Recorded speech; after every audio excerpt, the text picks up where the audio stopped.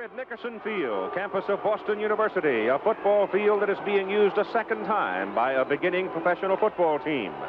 The Boston Patriots of the AFL played here 2 decades ago, and now it is the first home field of the Boston Breakers of the USFL.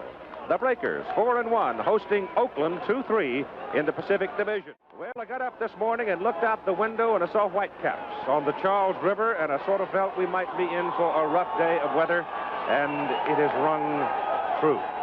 The old weather devil is still on the loose. Great day for the sailors, but not so good for those who want to watch a football game out in the open this afternoon, with the temperature now at 42 degrees, the wind out of the east at 21 and gusting quite a bit higher, quite a bit of humidity, and, yes, rain. Hello again, everybody. I'm Keith Jackson. And as we go into this game this afternoon, you sort of have the feeling that if the weather ever does improve and we can get some good weather to play a game in on a Sunday afternoon, we're really going to have some fun, because this matchup today is a very interesting matchup. And let's bring in Lynn Swan now, our commentator and analyst, and talk about the Oakland Invaders. Swanee, they are 2-3.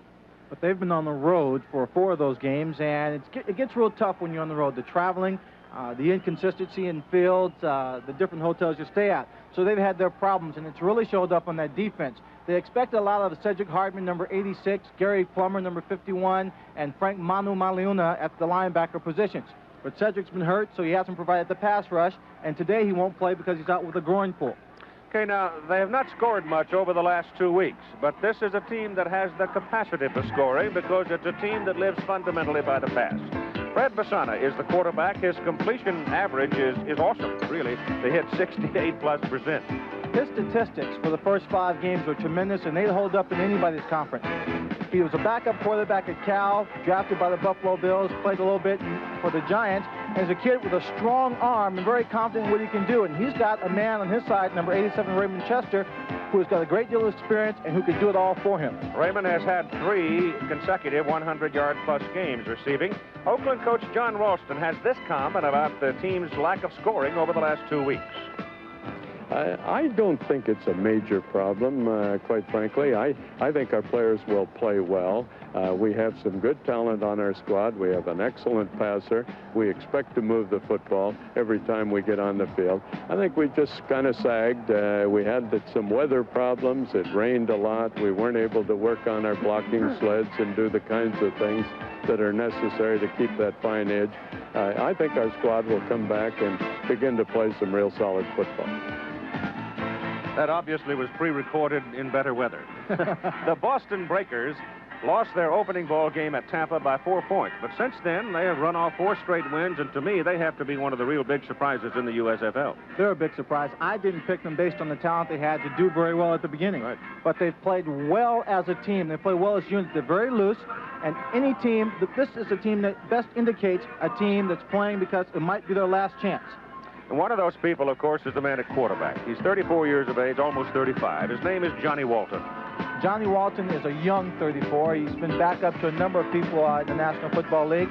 But Johnny, when you talk about a quarterback being a coach on the field, Johnny Walton, the former head coach at Elizabeth City University, is a man who wants to play and has desire to play. And you see he's got some very excellent talent, some experienced talents, and their number 84, Nolan Franz out of Tulane, has been a big surprise for them on offense. The place kicker is a young man named Tim Mazzetti, played with the Atlanta Falcons. He's 10 out of 12 in field goal attempts this year, leads the league in scoring with 41 points. The man who has put it all together is a gentleman named Dick Corey, the coach of the Breakers. He's on the sidelines right now with our colleague Tim Brett. Thanks, Keith. So we have talked about the offense, and it is true that Johnny Walker's been sacked only once all year. But are you concerned with your defense? It's ranked near the bottom of the USFL this season. Well, Tim, if we stay ranked near the middle in points scored against us, I'll be happy. But we're concerned getting a pass rush on the quarterback because he's a good quarterback. He's got 2 real good receivers to throw to, and he's got a real fast one outside. Now, you know Basana's going to try to pass, but they also give up a lot of sacks. Now, how do you put the pressure on him? Well, I don't know if they've given up a lot of sacks. 21 sounds like a lot, but they've thrown a lot of times. So I'm not so sure that they've given up a lot of sacks per attempt. But we're going to try and get pressure with our linebackers if we can. Very quickly, does this weather favor either club? I don't think so. I think the weather is the same on both sides of the ball. Okay, Coach, thanks. Thank you very much. All right, Tim, that's an idea of what it's like. The wind is whipping and It's a very ugly day, but we're going to put it on the tee between two good teams, Oakland and Boston. The Oakland Invaders and the Boston Breakers from Nickerson Field at VU alongside the Charles River. And as we said, it's not a very pleasant day weather-wise, but there's a fair turnout. And you see young Kevin Shea, number 17, who will be handling the kicking for the Oakland Invaders. And he will be kicking to the Boston Breakers, who will have the opening possession. Ira Matthews, number 82, and Anthony Steels are the two people who will go back deep. The third man, if they send a third man back there, would be Woodwell Wilson. Now, the Oakland Invaders obviously will take the win, so they'll be kicking the ball from right to left. Kevin Shea out of St. Mary's and Ira Matthews right there out of Wisconsin. Matthews with 3 years of professional experience behind him. They play on artificial surface here at VU, and it is a very good thing today. Tony, I remember back in the 60s, we used to come here to do Patriots games, and they just had grass in those days, and it, on an afternoon like this, was a mud hole. But it's not that bad a circumstance, but it is open, obviously, and the ball just flipped off the tee. So the wind is gusting up in the neighborhood of 30 miles an hour at times and holding rather firm at 21, and somebody's going to have to hold the ball. Well, both of them are passing teams and will live by that pass. They're going to have to throw the short ones to stay consistent, to stay away from the turnovers, and both these teams have not had many turnovers in the past. Shea hits it way up in the air, hangs it very, very high, and he goes to Anthony Steele, young man out of Nebraska. He's looking for some daylight, and he gets back to about the 18. That's very good coverage downfield by Oakland. He's brought down by Kenny Daniels, but the coverage was effective because of the high-hanging kick. Now that Shea put up in the air. So the offensive alignment now for the Boston Breakers coming into this ball game at 4-1. Johnny Walton at quarterback, Richard Crump and Tony Davis are the running backs. Charles Smith, Nolan Franz, and Bo Koash. Koash out of Middlebury, and he's a fine-looking young football player. So let's call it now the 17. It's closer there than it is the 18. And the first play of the ball game as they shifted off into an alignment out of the I formation with Crump the I back. And the pitch goes to Crump, cuts it back into the middle, comes across the 20 to about the 23. The big guys up front for the Boston Breakers are these, reading across the front. The tackles are Louis Villard and Pat Staub. They're 280 and 255 respectively. The guards are Jerry Raymond and Gerald Franklin, 265 on the scales for both of them. And Brad Johnson, the center, 6'3", 270. Brad Johnson, quite a story. He was the backup center at Nebraska. Fine football player. The only problem Brad had at Nebraska is he had to play on the same team that had Dave Remington, who was something special at center. Back goes Johnny Walton, a little swing pass. The pass is dropped by Tony Davis, the fullback. Davis being another Nebraskan with 6 years of professional experience. His last team in the NFL were the Tampa Bay Buccaneers. Nebraska is the territorial university for Boston. Monty Bennett, Matt Elisara, and Alva Lyles, the three down linemen for the Oakland Invaders, in their defensive alignment with McLean Plummer, Mane Malauna, and David Shaw, the linebackers. Daniel, Duncan, O'Brien, and Martin on the secondary for Oakland, and it's third down and about 3.5 yards for Boston. If they want to keep control of it, they're going into the wind, so they need a first down here to get that football a distance upfield. Otherwise, Oakland's going to have very good field position. There's the lunge by Crump, a 5'11", 200-pounder, trying for the first down marker, and he didn't get there. Marcus Quinn, playing at strong safety, number 40 out of LSU, came up and whacked it short of the first down, I thought, but now they put it down and they give it to him. He just barely got that by an inch, Keith. Yep, that last little lunge got it for him. A day like this, Lynn, it'll get, as your body gets wetter and wetter, it'll probably be harder and harder to hang on. Well, it gets uncomfortable is what it does get. Your socks get wet, you feel heavier because your jersey is drenched, and you don't feel as comfortable, and sometimes you feel sluggish. So it is a first down at the 28. And Johnny Walton turns to Crump again. He takes it back into the middle, and he's got about 3 yards. So it'll be second down and 7. The fellow David Shaw, who's playing the outside linebacker position, he's out of California, and he's a rookie. Now, Oakland had something like 692 free agents come to a tryout camp, and he is the only one out of that massive tryout camp that made the team, and he is a starter at outside linebacker. I'm sure Shaw was just happy to have the opportunity to try out for that team. when you get those large numbers, sometimes you can't really get a good look at the person, at all those people. So what you're doing is looking at some of the stats, some of their physical attributes, and they have to have overwhelming potential to make it. Second down and 7 up the middle. The play goes again. Tony Davis carrying. And the redhead is up to about the 35. Tony Davis, I remember from his days at Nebraska, and boy, he was a tough kid. He would just knock your head off. And last week against Birmingham, Tony ran for 12 times, 51 yards and a touchdown. Keith, he still is tough. I was talking to him yesterday on the practice field, and he just loves to get out there and pop people. Couldn't wait for the game to come around. Third down. They're looking at 4. Five-man front put up now by the Oakland Invaders, and Walton's going to throw it into the wind. He goes to the short man, Davis. Davis had lost his footing. The pass goes incomplete. Coverage by Dewey McClain, and it'll be 4th down, and here comes the punting team onto the field. Now, the young man, quite a story, who's doing the punting for Boston. His name is Joe Restick. His dad coaches at Harvard. He went to Notre Dame, starred there, was a fine player. He's in dental school at the University of Pennsylvania and has taken a leave of absence in order to play some pro football. Joe Restick. Gordon Banks out of Stanford, number 88, is the deep man for the Oakland Invaders. And going into the wind, it takes a Boston bounce. Fielded at the 28. And Gordon Banks gets some help around the corner, turns it to midfield. And that's where the Oakland Invaders will go to work after a 38-yard punt by Joe Restick. Restick made the tackle. No score. Now we'll see Oakland handle the ball.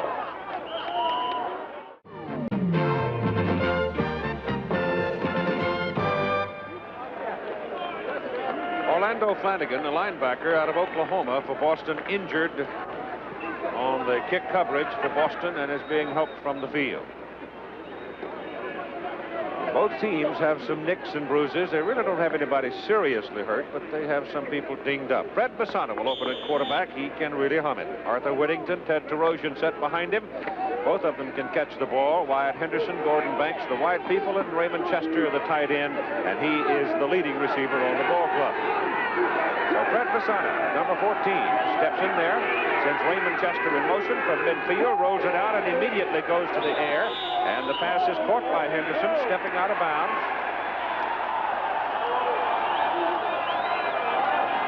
Too soon. Didn't get both feet down, so it looks to me like it's going to go as an incomplete forward pass.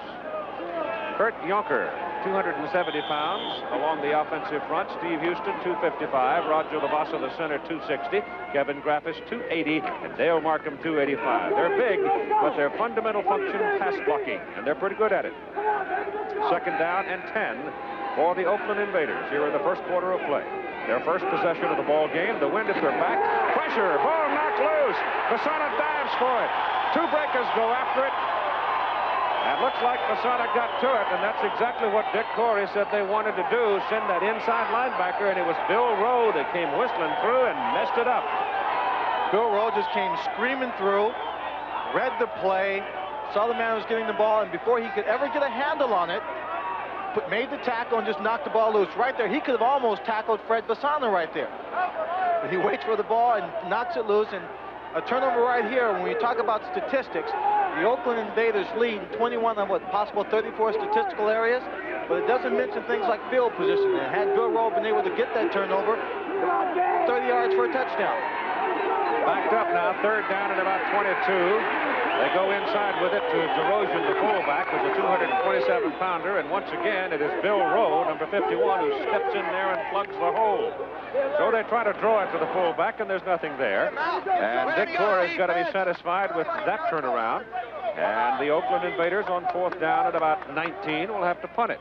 Ira Matthews will go deep, as Stan Talley, who leads the league in punting with better than a 44-yard average, will have the wind at his back. This young man can really hit it. He keeps it low, though, and it is going to be fielded and fumbled, and Ira Matthews almost decapitated by Marcus Quinn.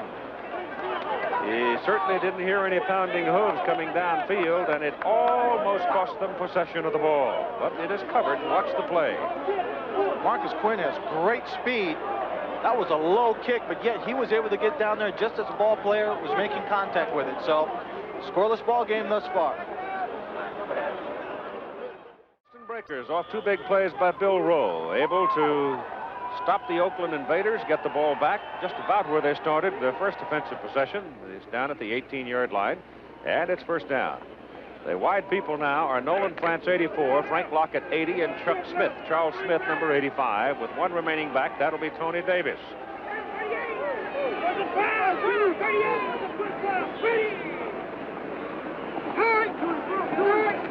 Walton back to throw it, gets pressure from the blind side, gets the pass away, and the pass is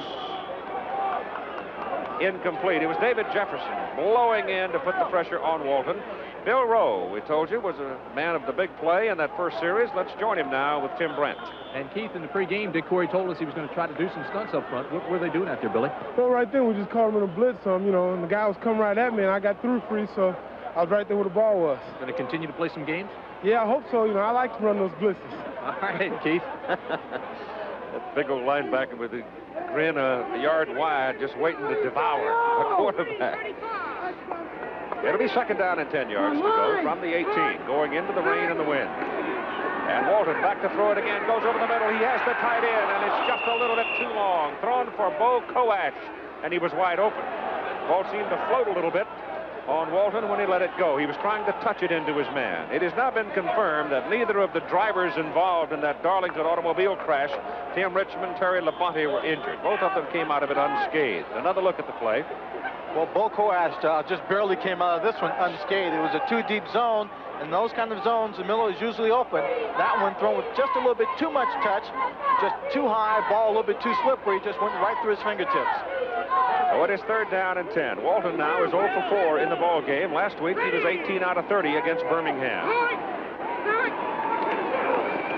Ball is handed off to Crump. Crump wigwags his way through there and finds daylight. Good for a first down. Goes out to the 43.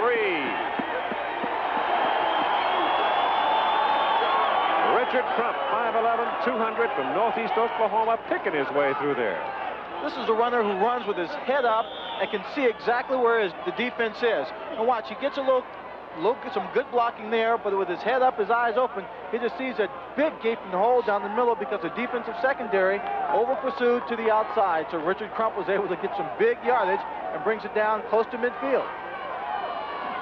Ball just short of the 43-yard line. First down for the Breakers in the blue. Boston 4-1 coming into this ball game, and one of the big surprises in the USFL. Johnny Walton looking, goes down the middle with it deep, and it is incomplete. The man intended, David Bale, out of the University of Washington. He's a big target, 6'4", 225. That time he's running to the outside. The linebacker's just the corner got back deep enough just to play underneath him in that zone. And since there was no one else over there except for David Bale, he just stayed right with him. John Ralston, looks like every time I see John, he's wrapped in some kind of a clothes. He's been in snow, he's been in rain. He had a very impressive opening win, 24-0 over an Arizona team that's been growing increasingly tough as the weeks have gone by. Second down, 10, Walton back. Sets it up for the screen. Tony Davis, the fullback, dives ahead, gets it up to about midfield. So they'll be looking now at third down and 3. That's a good effort by Tony Davis there when he's getting caught there. Now, let's watch and see how the screen develops. The receivers on the outside, you can't see, are spreading out that secondary. The linemen make a low block up front, then run to the outside, and you see that wall of 3 right in front of him. Now, Davis has to pick his way through, but no one got to the corner who was able to slip in and just trip him up as he lunged for an extra 4 yards. Third down and 3, the ball just short of midfield. No score, 8:45 to go. First quarter of play on a cold, windy, rainy afternoon in Boston. Oakland defense stacked in there pretty tight. Looks like Walton's checked something off, changed his play. Back to throw it. Looks down, wants to go deep. Goes for, he went for the bundle. He had Charles Smith going down the sidelines, and he had Smith. But he let him just a little too much. So Johnny Walton is still not quite on target, throwing into the wind. It's difficult when you're throwing into a 25-mile-an-hour wind. It's really tough. You try and pull a little bit more on the ball here, Johnny Walton gets great protection here. He's looking at Charlie Smith the whole time. Then he pump fakes it short, goes deep over the corner. Again, another two-deep zone, and that's open in the middle and on the sidelines. And Charlie Smith is just upset he couldn't hang on that one. Joe Resnick back in punt formation, had a 38-yarder the first time, gets it out of there, spins it up into the wind. That's going to be difficult to handle. Nobody will try. And it's going to take a, look at that thing spinning around like a top, and then just expire short of the 30. So it'll be Oakland's ball up around their own 28, 29-yard line with no score. First quarter.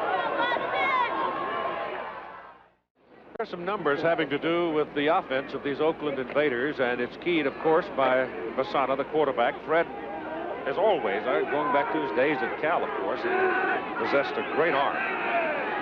But he was there at the time when there were other great quarterbacks around as well and didn't get as much notoriety. Here's the ball given away to Terosian, the fullback, and that's just a plain old sweep with 4 people out in front. And he got something out of it. He moved it from the 28 up to very close to a first down. Marcus Marek, who was a rookie out of Ohio State and the only draft choice signed by Boston, making the tackle. And they're very high on him. He's a young man who's been very mobile, great speed, getting to the outside here to make the tackle, and they're very high on him. The problem when you get a young, talented man such as Marcus Marek on your defense and not a lot of veterans, he doesn't have a guy to learn from constantly on the field. Second down, give Terosian 8 yards on that carry. Second down and 2. They take it back into the middle with Lewis Jackson out of Cal Poly San Luis Obispo carrying the ball, 5'10", 200 pounds.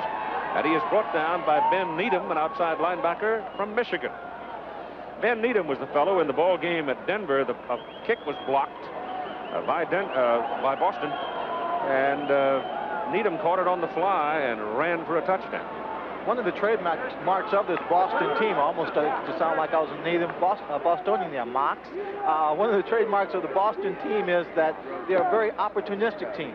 They take advantage of the situation, that blocked field goal for a touchdown on the same play instead of, well, not making it all the way for the touchdown and not getting any score out of it to measure for the first down, and they're just short here by inches. The officials for the ball game today: Tom White, the referee; the umpires Jerry Hart; the head linesman Hunter Jackson; the line judge is Larry Hill; the back judge is Bill Wright; and the field judge is Buddy Ward. On the other hand, this Oakland team has not been very opportunistic, has not had very many big plays in the 5 games that they've played so far. So it's 3rd and inches with Jairo Penaranda, formerly of the Rams and UCLA, in 2 fullback alignment now with Terosian and Penaranda. And the quarterback, Basana, keeps it and just lunges ahead, riding his center, big Roger Lavasa of Oregon State, and he's got his first down. With the rain coming down and it being a bit cold out there, it was a very excellent play call by Basana, the Oakland Invaders, not wanting to hand the ball off in a situation like that, knowing everybody's up on the line of scrimmage, looking for a chance to knock it away. From the 39, first down for Oakland.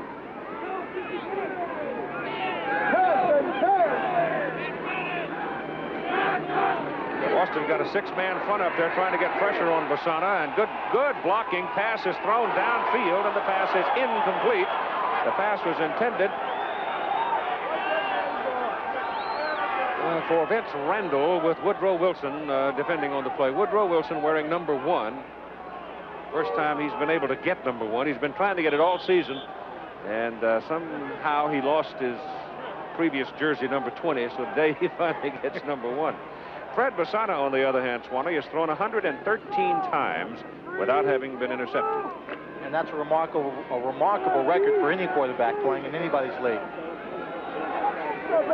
It is second down and 10 from the 39 of Oakland. Invaders with the ball, wearing the white shirts. They're the traveling team. They've been traveling for 4 straight weeks. Basana's pass is drilled to the 45, caught by Lewis Jackson. Or did he hold on when he went down? Nope, did not. Bounced right on top of it and couldn't retain it. Well, the Boston defensive people are playing games, and they're making it miserable right now for Fred Basana. Well, Dick Corey said that he didn't really have the defensive lineman who could really go charging through there and put pressure on the passer. and that their defensive philosophy was to bend but not break. Well, I think now he's taking a little bit more of a chance, deciding to play the games up front, put that pressure on them, and try and create the turnover, try and shake up Fred Fasano a bit. You got Henderson, Mallett, and Banks, 3 flyers who are wide as receivers on 3rd down and 10. I think Fasano used his clock. No, it still shows 1. Somebody must have moved.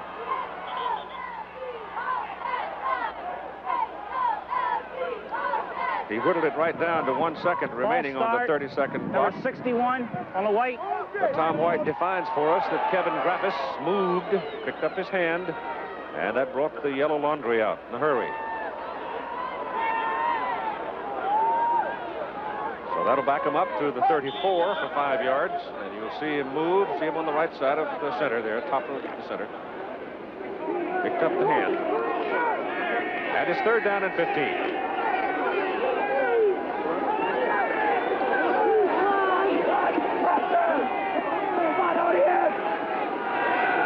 Same alignment, same wide people. He has some time. He goes with it, and it is complete to Henderson, and Henderson has the 1st down as he gets it on the Boston side of the field, brought down at the 45.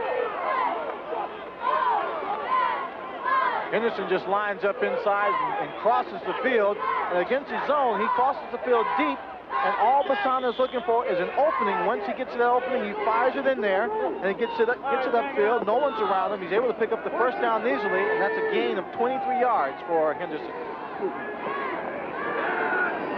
Mark it on the 43 of Boston.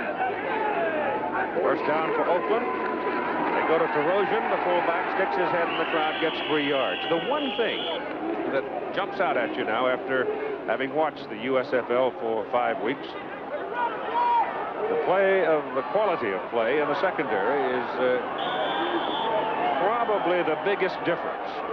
I think one of the biggest difference. One of the toughest positions to play in that secondary is the cornerback position. Boy, you're alone out there, and the guy can beat you for a touchdown, and it gets real embarrassing. Well, they don't have that kind of talent across the board, so you have to play team defense, and Raymond Chester, with his experience, is a man that can take that kind of defense apart. 2nd down, 7 from the 40. Fasano going to put it up, wants to go deep with it, goes to Chester, and it's swept away on a fine defensive play by number 40, Terry Love, out of Murray State. Chester was out there. Chester was out there. He was open when he came across. The pass was a little late in getting to him. And let's take a look at Raymond Chester. He's been in the league for a long time, played at Oakland, was traded to the Baltimore Colts, and then back to Oakland. And now you see he comes across the field. He's open right there, but Fasano hasn't seen him yet. Then the ball thrown just a bit behind him. Love makes a great effort diving across, staying with Raymond Chester, not letting his man go free. He's 6'2", 205, and he needed to be that big there in order to reach the ball. 3rd down, 7. Henderson in motion. Fasano's pass over the middle is caught.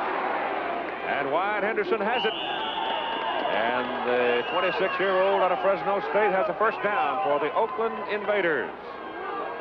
Wyatt Henderson has been having a good year for the Oakland team. He caught that 1st touchdown play when I talked about the big play against Arizona in the season opener. Here again, he's coming across the middle of the field, just getting into a seam and making the catch.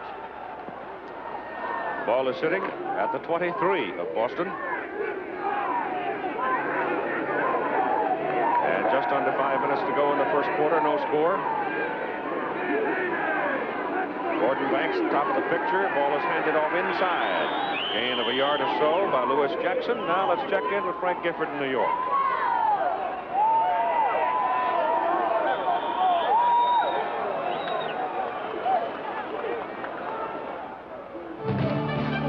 Frank Gifford from New York. Herschel Walker playing for the New Jersey Generals against Michigan. He had 83 yards in the 1st quarter. Here he is, still late in the 1st quarter, taking a temporary lead in the USFL rushing lead, taking it from Kelvin Bryant, who plays later this afternoon against Los Angeles. 17-yard pickup early in the 2nd quarter.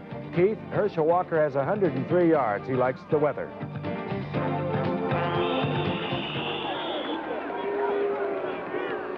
Back here at Dickerson Field, Boston University. Pass complete to Terosian coming out of the backfield. And a gain down to about the 17.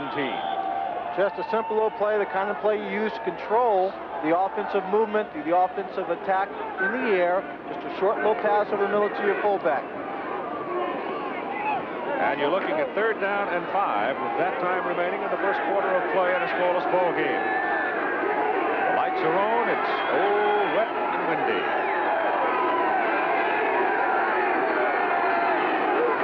Blitz is on. Pass is away. Pass is dropped. Almost picked off by Woodrow Wilson and then almost caught by Gordon Banks. That time, the Boston Breakers had the right blitz on, put the pressure on them. Their receivers responded, running their blitz control route, but Woodrow Wilson just couldn't make the play. You see Bassano, he reads it. He's really not under heavy pressure, but he sees that blitz and just gets the ball off to the man he's supposed to throw it to. But Woodrow Wilson was right there and just came within inches of picking it up. So Kevin Shea out of St. Mary's, signed as a free agent by Oakland, will try a 35-yard field goal. Wind at his back. Ball squirts right through the holder's hand. Shea puts it in the air, throws it. It is incomplete. And the Boston Breakers defense has held. The wet football was zipping right through the hands of Steve Grant, the holder. Ball just slips right through his hands. A hard snap, wet ball. In the nick of time, it's picked up. These are the kind of plays you dread because he could throw it and somebody could pick it up and catch a touchdown. But he didn't, so the score is still 0-0. Thing we were talking about at the beginning of the ball game today, in which John Ralston didn't voice a great deal of concern about it, but you can see Oakland put a lot of points on the boards in the first 3 games, and over the last 2, in fact, last week they lose 10-7 to Los Angeles at L.A. So they have not been scoring a lot, and here they're turned away by the Boston Breakers, and the ball is given away inside to Richard Crump, and Crump gets it out from the 17 to about the 20. You see the coaches diagramming some plays on the sideline for the defense, just trying to show them more ways to get some pressure on the passer and maybe to take one of those almost turnovers and complete the job and get the ball in good field position. Andy Johnson, number 32, has gone in at the running back position now. Andy Johnson played 9 years with the New England Patriots. He's well known, well liked here in Boston. And he came back for a couple of more seasons when the owner of the Breakers, George Matthews, and Bob Caporal, the president, called him, and he took it. And the pass thrown, drilled, in fact, by Johnny Walton to David Bale. And that's good for a first down out across the 30.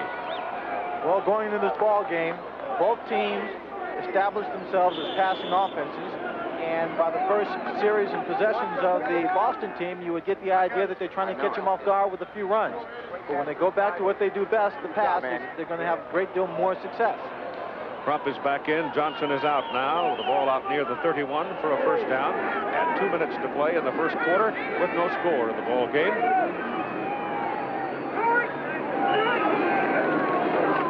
Johnny Walton goes over the middle with it, intended for his tight end, David Bale again. Bale was available, but Walton lost control of the ball. It's very wet now. The rain is just coming down sideways. Again, in this kind of passing offense, you're going to see the ball going to the halfbacks, to the tight ends quite a bit, running the short routes. This one's about 10 yards, right across the middle, and he's throwing it again in the seam of his own defense, but threw it just a bit behind him. David Bale out of Washington.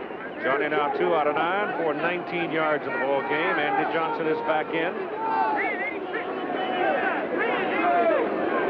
On second down and 10 from the 31. Again has Bale. This time he hits it. And the big tight end takes it to midfield for a first down. When Andy Johnson is back there, he's a fine pass receiver, a former quarterback at the University of Georgia, and he opens up a little bit more of a crease because as he swings out, they've got to cover it. That's right. And here there's a blitz on, but Johnny Walton gets the ball away. It's the same play that they tried before. This time the tight end hung a little bit longer in the middle of the field and he made the catch. Matt Elisara, a 255-pounder out of Washington State, playing the nose tackle for the Oakland Invaders, almost got Walton as Johnny released the ball. So call it the 49 of Oakland and a first down. Bale going in motion. Walton gives the ball to Crump to the outside. Richard Crump close to a first down. Fred Basana, not having things go quite as well as he'd like, is on the sidelines right now with Tim Brent. And Keith, not only the weather is a factor here, but Freddie took a pretty good shot there in the first quarter. Is it bothering you? Well, yeah, it is a little bit. My upper part of my deltoid, I had to jump on that fumble, and not feeling too good at the moment. How much of a factor is the weather in the passing game? Well, it's definitely going to limit it. You know, they're not doing a great job of keeping the ball dry, and the wind's blowing pretty well, and it's going to affect it some, no question about it. Okay, Keith. Thank you, Jim. Incredible yard. Second down and 1. All at the 40 of Oakland. He goes for Bale. They're giving him Bale, and now he's taking it. And it's another first down for the Breakers. And they're marching. David Bale. Frank Duncan, who is the strong safety for Oakland, and the tight end is the strong safety's responsibility, and Bale's just getting away from Frank. Well, he's just getting clear here. They're playing a lot of zones. As we talked about the secondaries, not anything too complicated, and he played the zone well, getting down the middle, makes a catch, and he takes his shot for making the pass. So Bale has now caught 3 for 63 yards. No score in the ball game at the end of the first quarter, but the Boston Breakers are now threatening. Rooms facing the field at Sleeper Hall, very popular today, as you can see, well occupied by students at Boston University. Hi, guys. How is it to be nice and warm? I wonder how much they charge for tickets. Here go the Breakers now into the second quarter. First down. The ball is down inside the 20, and Johnny Walton trying to get one here as he whistles it. Incomplete. Covering on the play is Mike O'Brien. Intended receiver, Nolan Frantz. Frantz is a pretty good-sized target. Nolan stands in at 6'2", 190. Comes out of Tulane. So it'll be second down and 10 from the 18. And have a look at the play, and Walton tried to burn that one. He sure did. When a quarterback throws a pass like this to a receiver, it's an indication of the confidence level because he is covered. He threw the ball high, but he had faith that Nolan would be able to come in, either make the play or knock the ball down. Second down and 10. Boston's first opportunity to get on the scoreboard. Walton turns and hands it off. Ball goes to Tony Davis, the fullback, and Tony Davis has his legs taken underneath him by Derek Martin out of San Jose, the cornerback. Doing the play on the tackle. Tony now 30 years of age, and he has had his share of bumps along the way in his football career, but he's still got some fire in him. Andy Johnson goes in. Here are the numbers off the first quarter of play. Well, you can see that Boston is leading almost triple the yards total offense. Most of the yards for Oakland coming on that last drive that was failed when they stopped short when they missed the field goal attempt. Third down and 5 for the Breakers. The ball is at the 13 of Oakland. Johnny Walton back. He's looking in to the left, throws it short over the middle. The pass is caught by Nolan Frantz, and Frantz is inside the 5 as a penalty flag is thrown. So let us see about the penalty.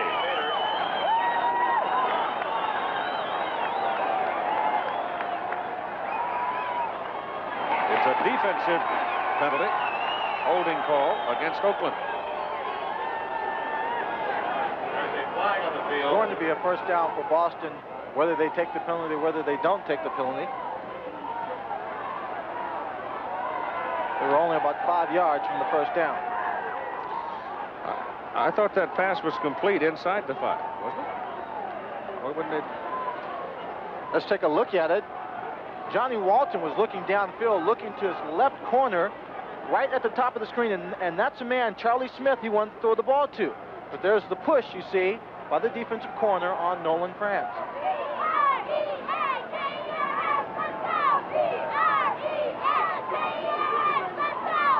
Well, if that pass was complete down inside the 5, why wouldn't they take the play? Well, they should take the play, and I think that's probably why Dick Curry's on the sideline yelling. Holding on the defense, decline, first down this way. Yeah, makes sense. First down and goal from the 4 with 14 minutes to play in the first half. No score of the ball game. Oakland marched it down, had a chance, and then on the field goal try, the wet ball went through the holder's hands on the snap. And now the Boston Breakers, using the tight end as a prime target, have moved into scoring position. First and goal.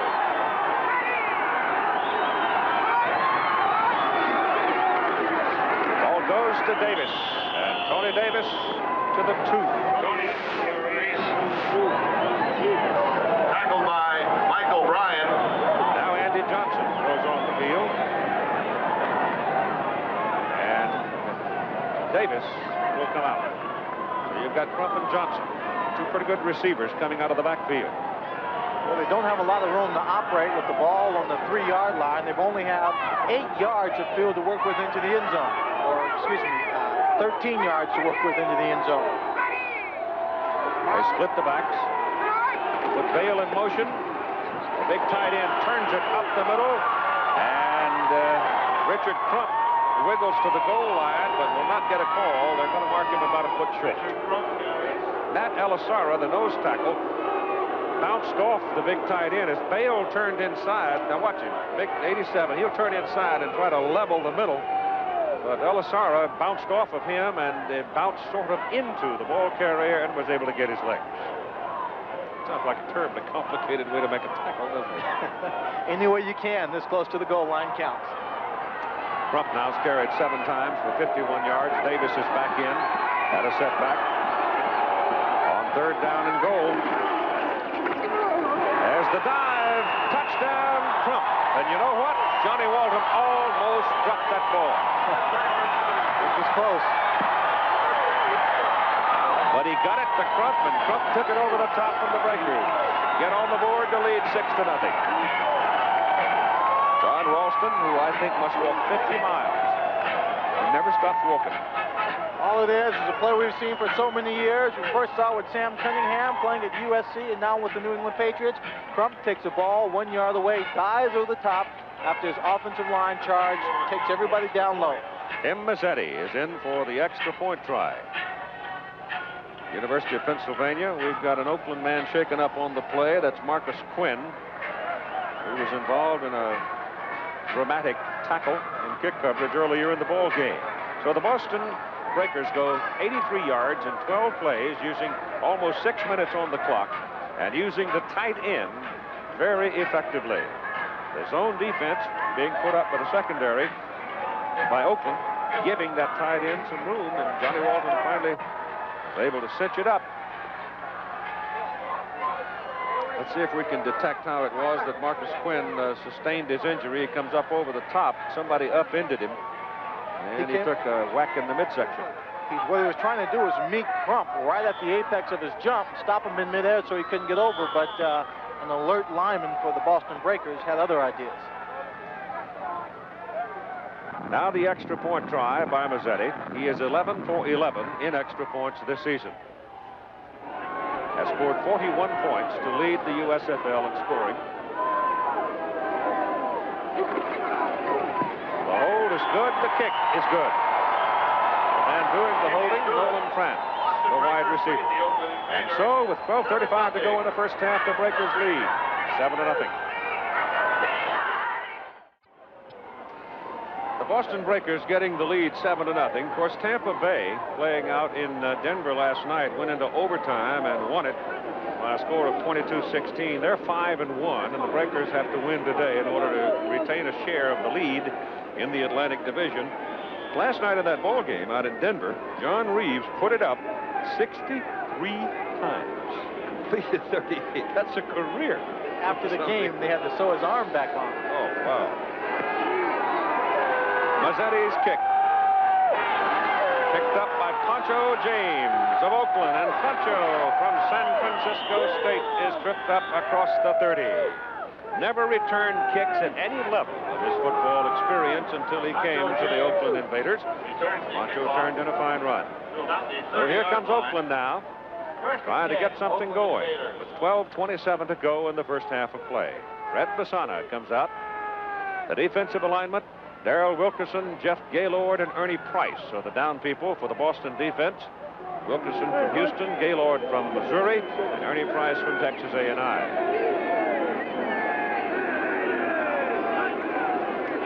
Basana back.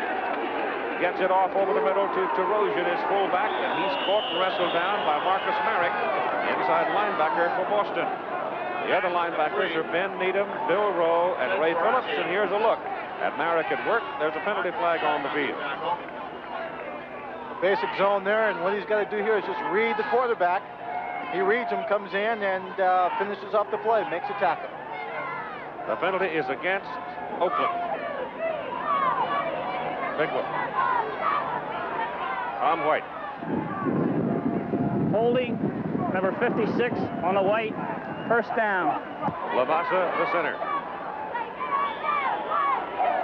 Backs him up 10, first down and 20.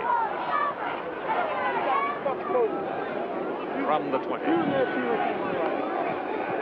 Raymond Chester's 87. Wyatt Henderson's 82. Double wide, top of the picture, handed off inside to Rojan, the fullback. Penalty flag is thrown. Might have had a hold of the face mask as he wiggled his way through there. Oh, by the way, Johnny Walton right now with Tim Brandt. They said you couldn't run on him, and yet you got a pretty good drive going on. Well, you know, we mixed it up pretty good that time. J.C. Crump's run the ball real well, and, you know, we complete a few passes in that drive. Long drives is what will win football games for you. You've been sacked only once all year. Your offensive line is playing well. Now we see Jared Raymond get shaken up. How much does that hurt you? Well, that hurts us somewhat, but, you know, anytime you're a starter, you get more repetitions during the week. So the number 2 man would have to come in and adjust to the ball game. It'll take time. Keep it going. Keith? All right, Terry. Sounds like a coach, doesn't he?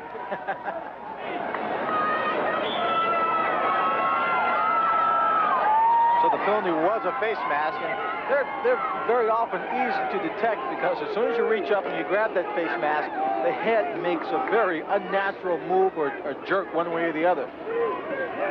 It's a first down at the 33 of Oakland. The center back. He's looking short, and it's almost picked off by Bill Rowe. The pass was intended for Arthur Whittington, and it's the first time in the ball game that we've called Whittington's name. Arthur just ran down there, turned around, was looking for that ball very, very quickly, but Rowe read it was only a yard or 2 away from him when it was thrown, and he was probably upset or disappointed he didn't make the catch. Gordon Banks is running a fly down the near side, and he had taken that corner man out of there, and there was a lot of room over here. A lot of room. Gordon Banks hasn't seen the ball a great deal this season, and we'd like to get the ball to him more. That's Banks coming to the bottom of the picture. He's a 10, 300-meter man. He can fly. That goes to Whittington, and Whittington carrying the ball for the first time today. Gets it across the 40 to the 41. He'll be a yard or so short. And again, Bill Rowe makes the tackle for Boston. So the big fella from Colorado is all over the football field today. Running a little extra bit, trying to keep warm. Well, he's got good size, Swanee. He's 6'3", 230. Keith Jackson along with Lynn Swan. And yesterday, yeah, you're right. It was beautiful here. 60 degrees, sun was shining. I'm beginning to feel like the fisherman. It's always should have been someplace yesterday. Third down and 2. Oakland 3 out of 5 on third down conversions. They give it to Whittington. There is nothing there.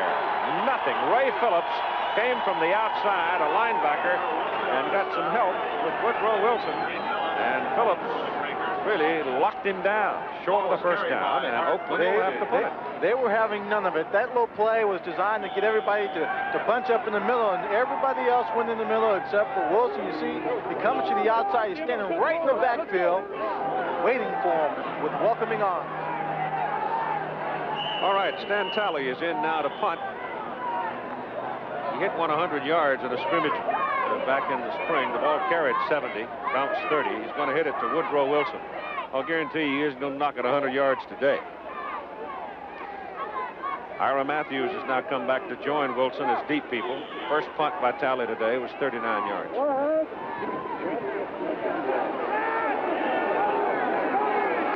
Good snap. Bad kick. Takes a Oakland bounce, though, and rolls inside the 25.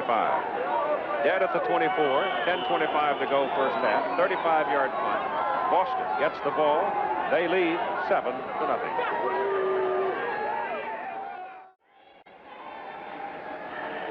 That picture looks like it's almost nighttime. Very dark gray afternoon. The northeastern part of the country having its troubles with the weather in recent times, but nothing of the size that's pummeled Mississippi and Louisiana, certainly. Those poor people are really struggling down there. The ball is, let's see, the 24, let's call it. And make it a first down for the Boston Breakers, who lead the Oakland Invaders by a score of 7-0. And Johnny Walton sets them up. In motion goes Koash, the tight end. The pitch goes to Crump. Crump fakes the handoff to that wide receiver coming back around, Charles Smith. Oakland defense holds its position and makes the play. Short gain. AJ, left slide. I left slide. 47 slant. 47 slant. Sounds like a pass to me. The man bringing in the play is Frank Lockett, number 80. And Koash comes out. So you've got three speedsters in now. Charles Smith out of Grambling, Lockett out of Nebraska, and Nolan Franz from Tulane. Ball is on the 29. Second down. Call it 6. Trump, the I-back. He's got it. Big hole. First down.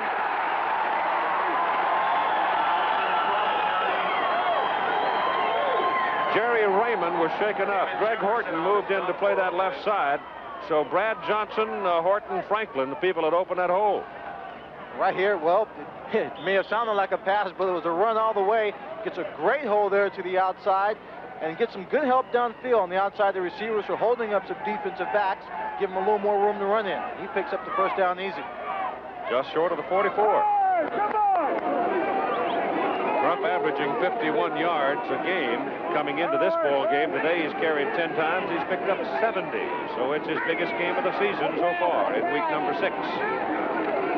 On first down, the ball is given to Andy Johnson. And Andy gets a greeting right at the line of scrimmage. I remember on a Thanksgiving night in Atlanta, Georgia, Georgia Tech Stadium, when this fellow right here, Andy Johnson, guided the University of Georgia Bulldogs in the closing minutes of the ball game, 99 yards for the winning touchdown, and called his own number 4 times on 4th down. That's a man who wants to win. Yes, sir. I'm not going to tell you how long ago, because Andy wouldn't want it advertised. 44. We're at second down and 10, and Johnny Walton on a straight drop goes over the middle with it, and he missed his tight end. He's trying to bring the ball down to David Vail. Right now, let's join Marcus Merrick. Conversation with Tim Brent. The all-time leading tackler at Ohio State University. Now, your defense was ranked last in the USFL coming in today, but you got the big goose egg up there. You're playing well. Our job as a defense as Boston Breakers, we look at, we're going to bend a little between the 30 and 30. We have a good, block team and field goal block team. We're going to bend a little bit, but we play well and we get in them situations. I think, we're a good defensive squad. The statistics don't show it all the time. I know you were upset one time when you missed a coverage today. Well, we're blowing a couple coverages here and there. We'll get better the second half. Okay, Marcus. Third down and 10. Breakers. Very wet. Rain continuing to come down. The pass is too long. Pass intended for Nolan Franz. He's running between 2 white shirts, and the pass was overthrown. So it'll be 4th down, and Boston will have to kick it away. Keith, on the play before that, the ball was intended for number 87, David Vail, but he took a shot and just kind of hunched his back a little bit, drug his body over to the sideline, came out of the ball game. Gordon Banks now deep to receive the kick from Joe Restic. Joe has hit 2 today, 38 and 22, both into the wind. Now let's see what he does with the wind. I remember Notre Dame a few times when he hit some howitzers. Gets it up. That's a dandy. Well, Banks is going to handle it from the 4. Could have had it at the 20, maybe. Whatever, it was a 51-yard punt by Joe Restic. Oakland has the ball on their end of the field. Poncho James is now in the backfield for the Oakland Invaders as they go to work from their own 12-yard line, and Poncho's got the ball. And the 200-pounder from San Francisco State, a rookie, running it close to a first down. It's going to be important for Oakland to get a drive on here. They've been having their problems. Right here, not really known for a great running game. They get some good blocking up front. He just stretches it to the outside. And you saw number 51, Bill Rowe, the active linebacker, coming across, slowing up Poncho James on that play. Second down and 1 at the 21. Boston leading Oakland 7-0 on an 83-yard drive. Oakland was down close, missed a field goal. Fasana gives the ball to Whittington. No, it's DeRozan, 32. And he's got a first down. He reached the 30 on that effort. He's a strong, compact runner. He weighs 227 pounds. He gets around pretty well. He certainly does. Played for Jim Sweeney out at Fresno State. It's important for Oakland to be able to get a drive going here and get their attitude and their heads into the game and get that confidence going. After making such a long drive and coming away empty-handed, they have a tendency to get down. Fasana drops on first down, swings it out to Pancho James, and Pancho gets a lick, and the ball comes out. And it's Boston's ball at the Oakland 27. Larry McLean. The man who makes that play happen is number 24, M.L. Carter, the cornerback out of Fullerton, played for the Kansas City Chiefs. When this ball is thrown, he comes up from that corner position, grabs hold right there, and just hangs on. Now, as the runner's not down, they're setting him up right there. Two other Boston players come in and knock the ball loose, and that creates the fumble. And it's opportunity time as a frustrated John Ralston prowls the sidelines. Here's Boston, first down at the Oakland 27 with 6 minutes and 25 seconds to go in the first half. Johnny Walton, former head coach at Elizabeth City College, calling the signal.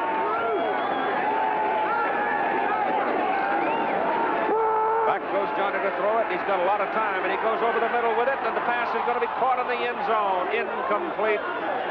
Intercepted. And Boston is turned away. Derek Martin just stood there and waited as Walton overthrew the intended receiver, Nolan Franz. Now, I thought he had Franz available, too. I thought he had Franz available, and the reason this ball is being thrown is in part he does have him open, wants to get the ball to him, but Dick Corey told me he wanted to work hard on getting those deep crossing routes in, so all the coaching may have forced it in. So the Breakers are not able to exercise opportunity there as Walton misses his man. It's not quite as easy as it might appear sitting up here either, is it? No, it isn't. On those crossing routes, receivers coming across the field, he's gaining depth. And if there's one man in that secondary that has a chance, well, if he goes behind him, he could get open. If he goes in front, he could get open. And the quarterback has to anticipate that. And being coached so hard this week on trying to get those deep crossing routes in, Johnny Walton may have anticipated the wrong way. All right. Let's see what the Invaders can do now as they are able to get the ball back first down at their own 20 with the interception in the end zone. And here's Fred Fasana looking and looking and looking and looking. Can't find anybody to throw it to. Finally decides to take a shot at Pancho James, and big old Bill Rowe almost caught it. Bill Rowe came across, almost picked it off in front, and M.L. Carter came up and gave the receiver a shot that time. Pancho James got up, tried to shake it off and get back to the huddle as best he could. Ball game being played today. Chicago Blitz leading in the second quarter over the Birmingham Stallions as Frank Corral has kicked 2 field goals. So the Birmingham defense is holding up pretty well today against Chicago. Fasana now is 4 of 11 for 44 yards with DeRozan and James lined up in the I formation and Henderson going in motion. And they give it to James. And a couple of yards. Darrell Wilkerson, a 255-pound defensive end from Houston, walking down on the Bill Yeoman's boys. Keith, I think at this point, John Ralston should be concerned about his offense. Right now, they have no flow. They have no momentum. There's no consistency in what they're doing on the field. They're a passing team. They've been trying very consistently to run the ball here and not having a great deal of success. Well, Whittington hasn't done much of the ball game either. He may be a little bit lamed. I think he's dinged up a little bit. It is third down and 8. And 3 wide people as Fasana goes again to the pass. And he goes over the middle with it, and the pass is caught by Tarot. Oh, it is Henderson coming across the middle. Wyatt Henderson, he's a man who's been able to do it all. Right here, Fred Fasana, again, excellent protection. On a 3-man rush, it's so easy to put two defenders, 2 blockers, on the oncoming rushers and gives Henderson enough time to make that crossing route, get into the seam, and get open. Play good to the 45 for a first down. Pancho James has come back into the backfield now as Henderson leaves. A 7-0 lead for the Boston Breakers, and we're running at 4:45 to play in the first half. Gordon Banks in motion. Casano looking around. He's got a man wide open on the other side of the field. Gives the ball to Pancho James. He had Ron Mallett all alone, but just didn't see it. Probably didn't look downfield with the screen call. Boy, he really had him home free. He gave the ball going to James, sets up an 8-yard pickup. If he picks up Mallett, it's 6. Boy, he's going back here. They've been having a good deal of success passing the ball. The defense is spread out a bit, so they try to take advantage of it with a screen. A nice safe pass, and here he picks up 8 yards. Not a big play, not the kind that's going to break the game open, but still a successful play. The way they've written this thing into the Oakland playbook, he's not committed to that screen. He has the privilege of taking something else, and sometimes he will. This time he's got to run for his life. There's very little, in fact, nothing downfield for him. Nothing.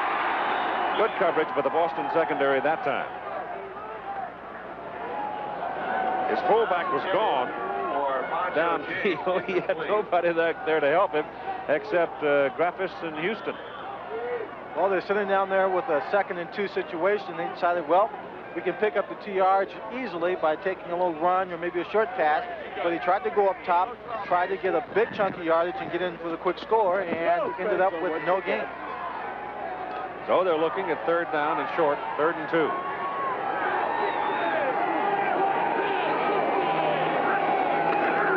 Fullback to Rosen. Shakes off one man, runs over another one, and gets a first down for the Oakland Invaders at the Boston 38. Joe Restic brought him down.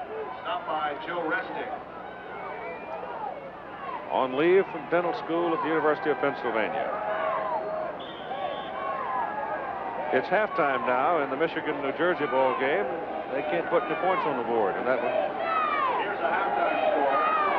Michigan nothing and New Jersey nothing. So far, that's the case with the Oakland Invaders. With 3:05 to go in the first half, and Henderson comes to the bottom of the picture. Banks to the top.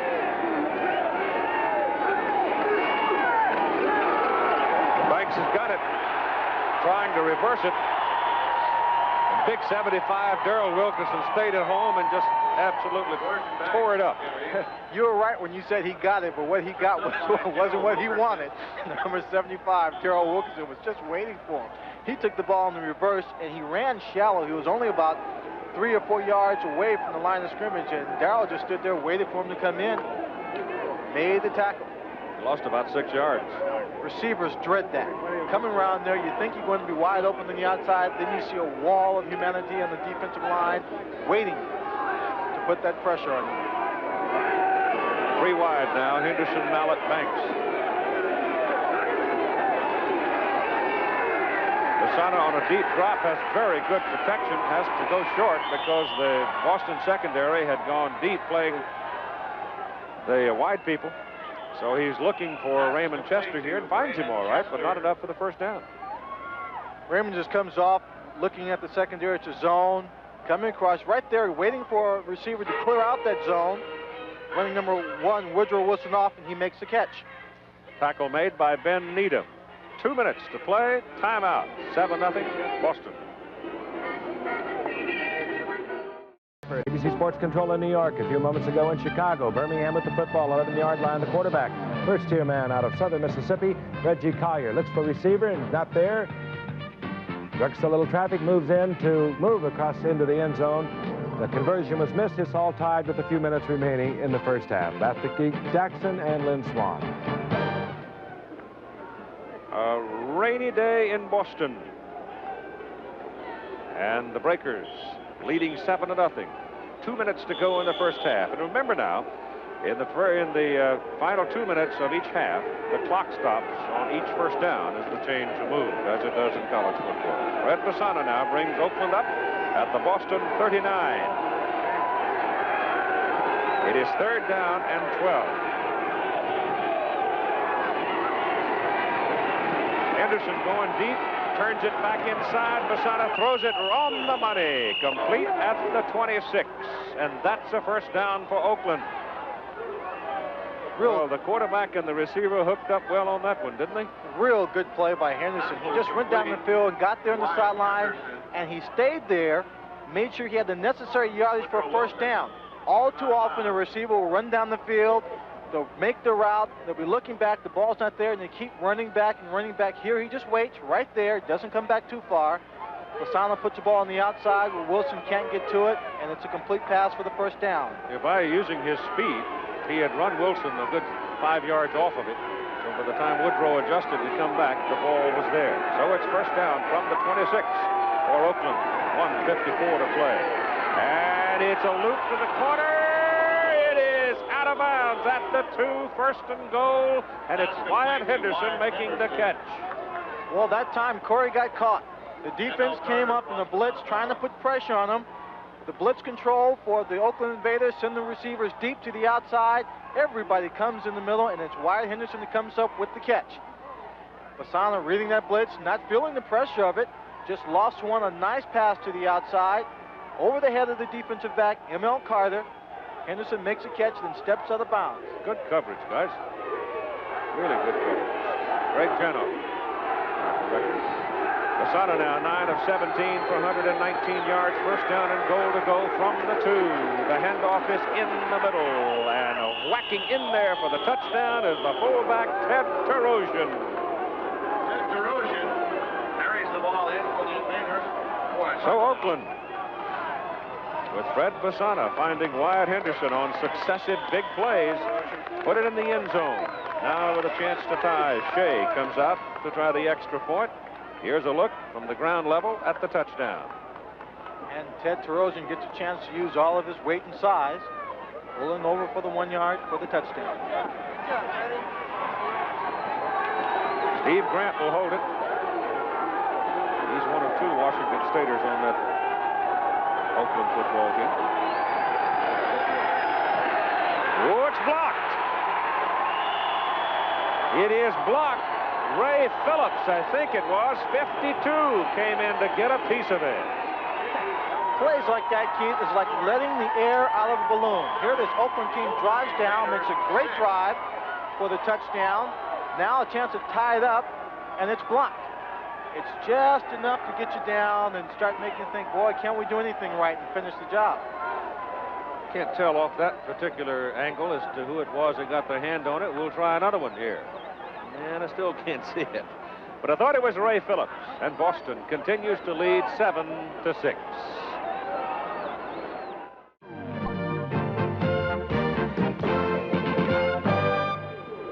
Well, the extra point has not been automatic in the USFL, especially since they did not have that protracted training camp, did not have the exhibition game. Now you see 42 and 52. That's Charles Harbison 42, Ray Phillips 52, and it's Phillips 52 who gets his hand on it, spoils it just enough to have it fall short of the crossbar.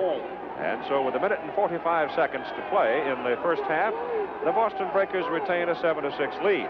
Another example of the trouble with the extra point, Birmingham ties Chicago on 11-yard run by Collier, but they missed the extra point, so it's a 6-6 tie in the Birmingham-Chicago ball game. Look at the wind, knocked that ball down. Oh, they went straight up and came straight down. And one of the big linemen standing up there almost had the ball bounce off his head. He was waiting for the ball to come down so he could block for Ira Matthews. And it almost hit him right in the noggin.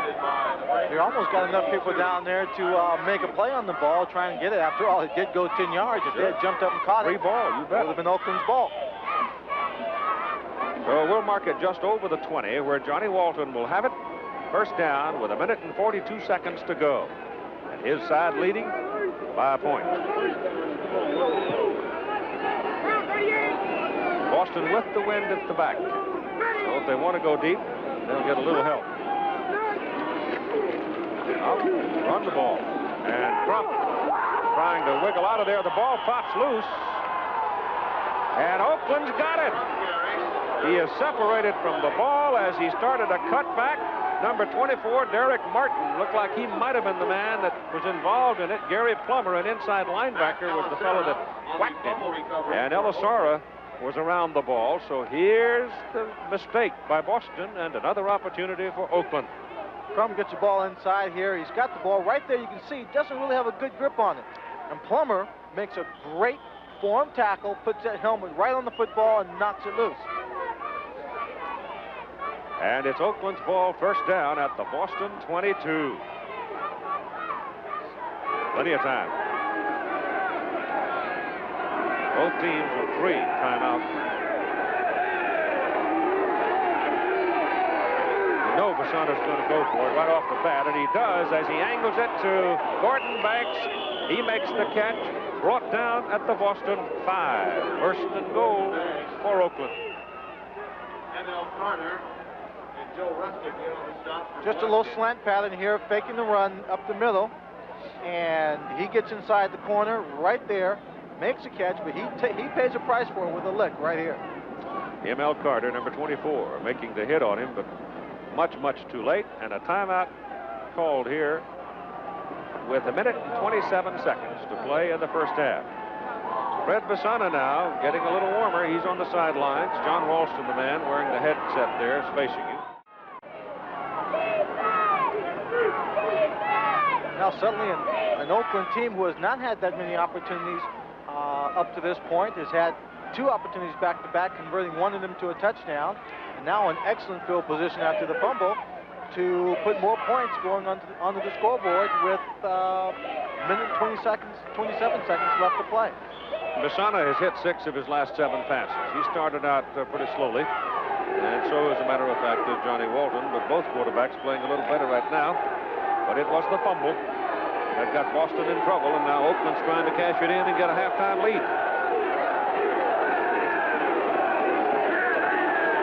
Moncho James is the eye back, and he's got the ball. And he's got about 2, maybe 3 yards before Ernie Price and Marcus Merrick make the tackle. So that'll keep the clock running at 1 minute 15. Ernie Price and Marcus Still plenty of Merrick time. for Boston.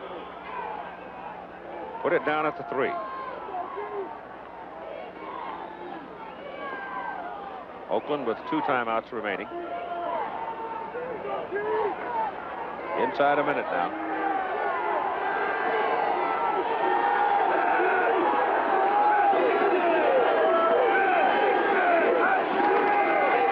Basana rolls it out, gets his pass off into the end zone, and the pass is incomplete, intended for Poncho James. I really couldn't tell who it was. Some blue shirt was through there. It might have been Jeff Gaylord, the nose tackle, who had penetrated the blocking and forced Basana to unload the ball. So that stops the clock with 44 seconds to play. So right here, takes the ball, and number 56 gets through. Yeah, it's 56. That's Marcus Merrick. He gets through and he supplies the pressure. Gets an arm in there and looks like he may almost have hit his arm just as he was throwing the ball. So it is 3rd down and goal from the 3 for Oakland, with Boston leading 7-6 in the closing seconds of the first half of play. Ralston searching his playbook, trying to come up with a play that's going to get him the 3 yards he needs for this touchdown. Let's go, Ray. They're getting in. That's what we'll have for you at halftime. The USFL report comes from the league meeting in Chicago this past week, in which there's a great deal of talk about expansion for next year. The word expansion has become sort of a hot one around the league. Some people want it, some people don't.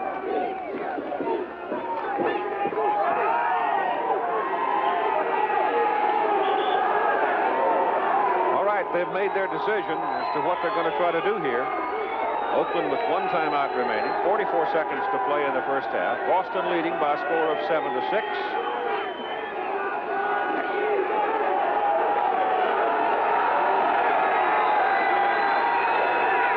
Third and goal from the 3.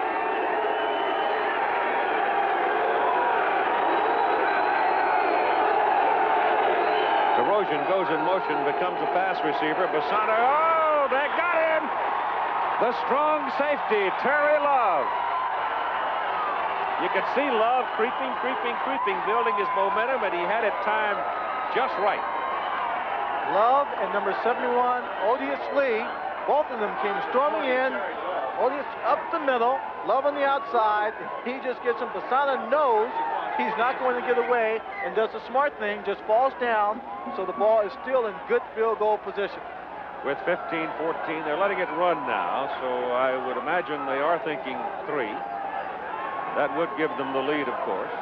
Bassano has been sacked 1 time today, and on the season, 22 times. So as far as the USFL teams are concerned, he has had the best protection so far this season.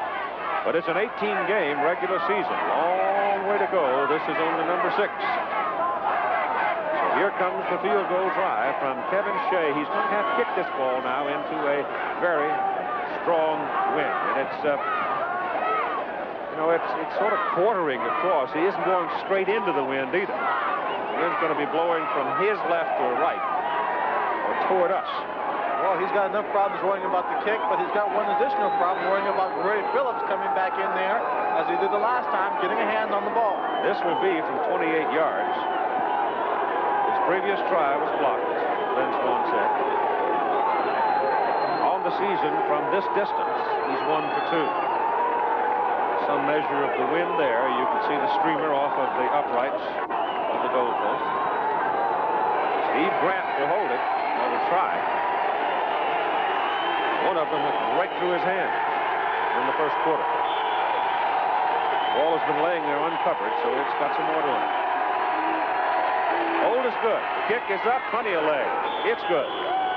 And so time runs out here in the first half on the Oakland field goal to give the Invaders a 9-7 lead over the Boston Breakers on this cold, wet day in Boston.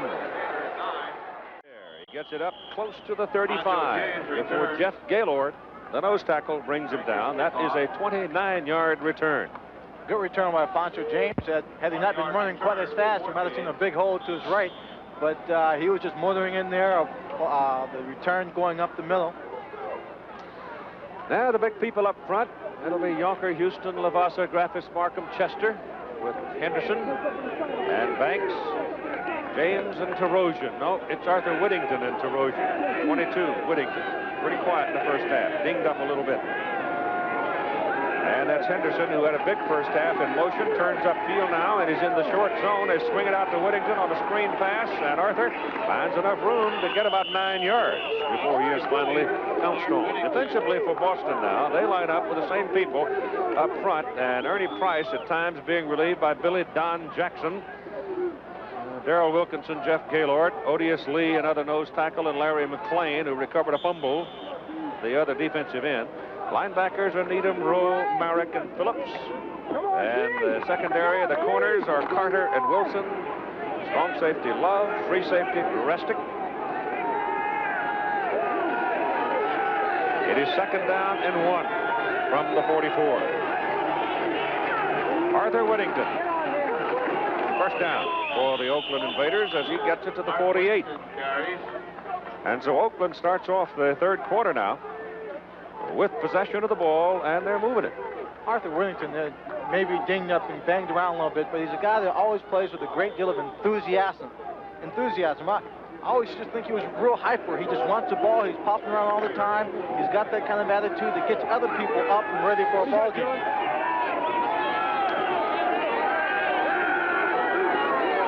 Back to pass. Bassano looks. He goes for Gordon Banks, and Banks has it and slips out of bounds. Coming up and trying to make a big play on it is Joe Restic. Joe trying to get to the ball, but the little guy, Gordon Banks, Gordon is only 5'9", 170 out of Stanford, had 3 years of professional experience, and he just kept shielding Restic away from the ball and made the catch. Well, they just run a flag route. Gordon Banks runs a flag route. They had double routes on both sides, and both receivers open. Here, he had a chance to get it, and by all rights, should have really knocked that ball down, but it's a testament to Gordon Banks' concentration. to go right through that, look right through the hands of that defensive back and make the catch. First down at the 28. Hand the ball off inside to Whittington. And Arthur's got it inside the 25, near the 22. And so the Invaders come out of the clubhouse at Norton here in the second half. That's right. Arthur Whittington seems to be running a little bit off balance on that particular play. Michigan now to a 14-6 lead over New Jersey as Hebert hits Derek Holloway for 25 yards and a touchdown. Holloway is having a big season. Jersey General 6.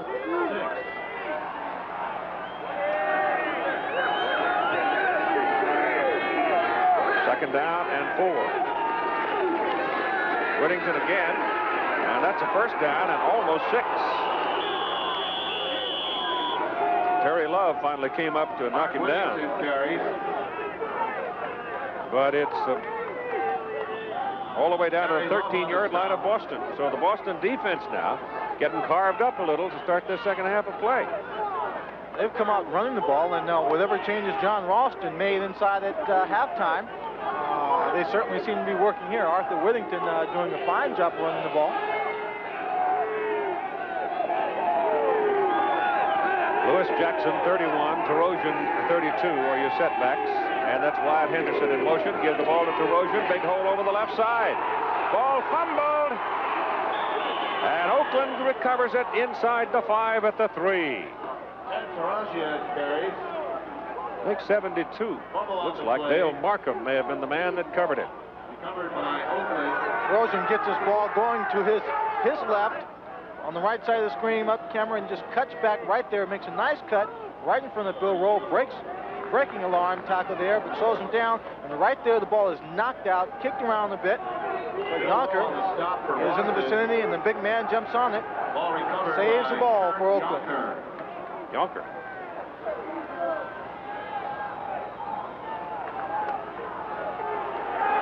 At the 3.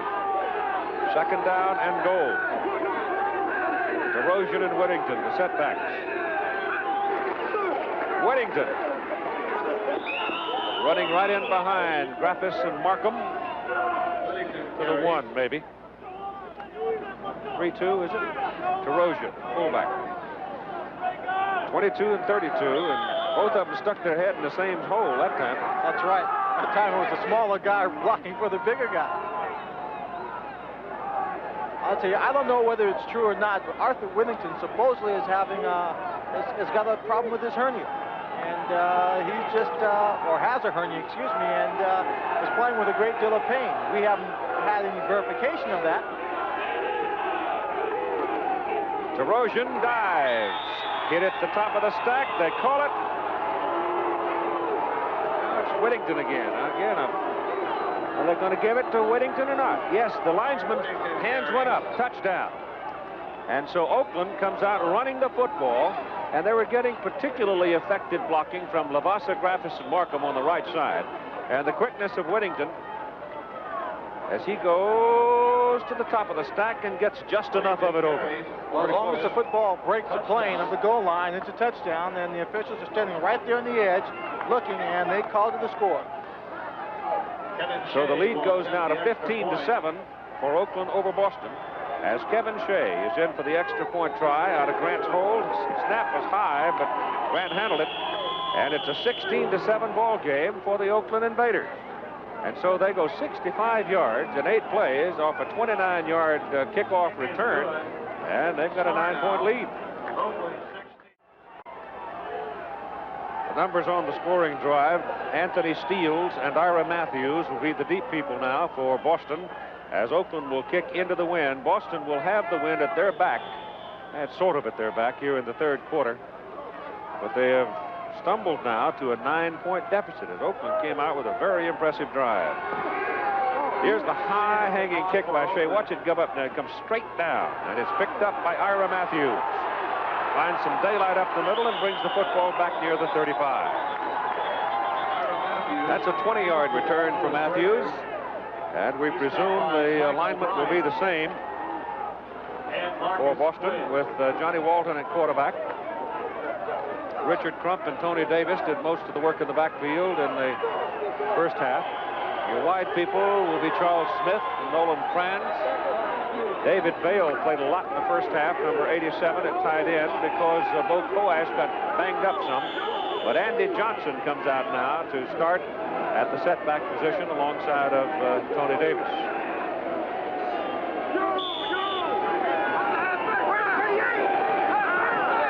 Johnson is the I-back.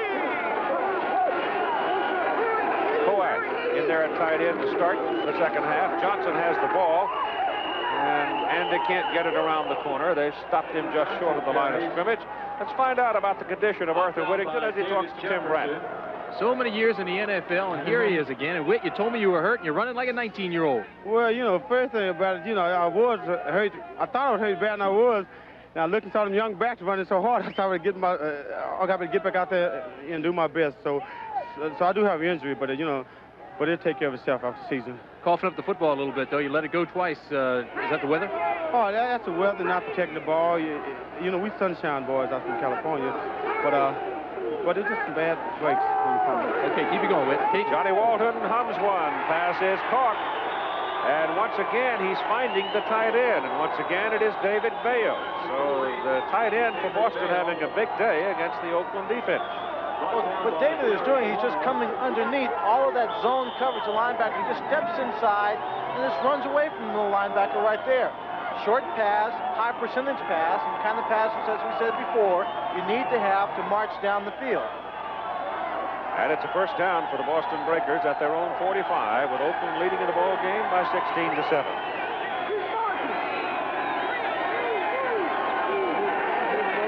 Six-man front shown for a moment by Oakland. Now they drop to 5 as Walton goes back to throw it again and hits his tight end, Coash. Another first down at the Oakland 31. Coash, 6'3", 225 out of Middlebury. Again, it's a tight end that they're going to because he's taking advantage of what the defense is giving him. That time, again, the two deep men in the secondary covering in the zone.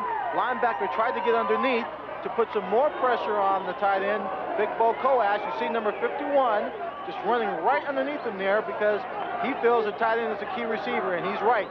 But he can't get there, turns around too late as the tackle is made. Man injured on the play. With 8:48 to go in the third quarter, we've got a timeout.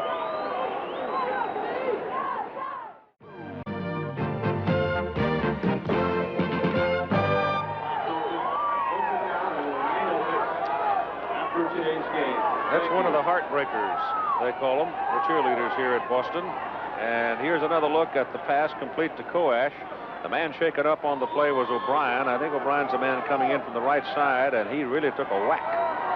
He did. Anytime you've got that two deep zone and the ball is put in the air, everybody reacts to it. So sometimes you get caught in that collision in the middle.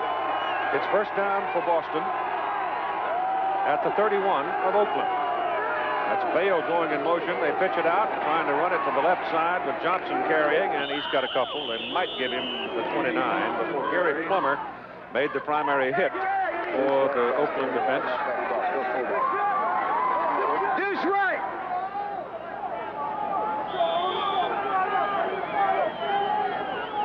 Johnson and Bale come out now. And you go in with 3 wide at the 30 on second down and 9. Leaving Tony Davis, the lone remaining fullback, as the blocker. Lockett goes in as a wide man. That man at the top of the screen almost lined up offside, but not quite. And Walton, under pressure, gets it off. And it is incomplete. Lockett, the intended receiver. Oakland was blitzing that time. David Jefferson almost got Johnny Walton. Jefferson, a big guy, 235 pounds, outside linebacker from Miami. Of course, that would have been the only sack for the entire year on Walton had they got him down. Of course, today, he's come awfully close to being knocked down and that sack being recorded. Well, he felt a little muscle that time anyway. Now the nickelback is in the ball game for Oakland on third down and 9.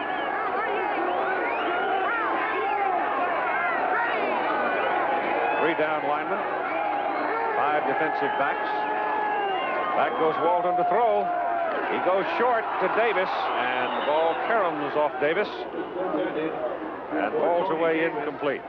He was being covered by a linebacker, Frank Mane Malauna, and Frank was right there. And so the Boston Breakers, after moving the ball to a first down at the Oakland 31, can't do anything with it. Mane Malauna, an interesting story. He was a freshman starter at UCLA. I remember one game a few years back when Frank was the MVP in a 17-17 tie at Tennessee. He has, I'll explain it to you in a minute. He has a problem with his spine, and the UCLA doctors didn't want him to play anymore. Here's a 47-yard field goal try now by Tim Mazzetti. Oh, the snap is high over the head of the holder, and Mazzetti comes back to cover it at midfield. Nolan Friends couldn't control it. The ball was snapped high, and recovered by Tim he just simply couldn't grab a hold of it, being wet. And here's Oakland now getting that ball way back near midfield as one of the Breakers along the offensive line is hurt on the play with 7 minutes and 49 seconds to play. Take another look at it.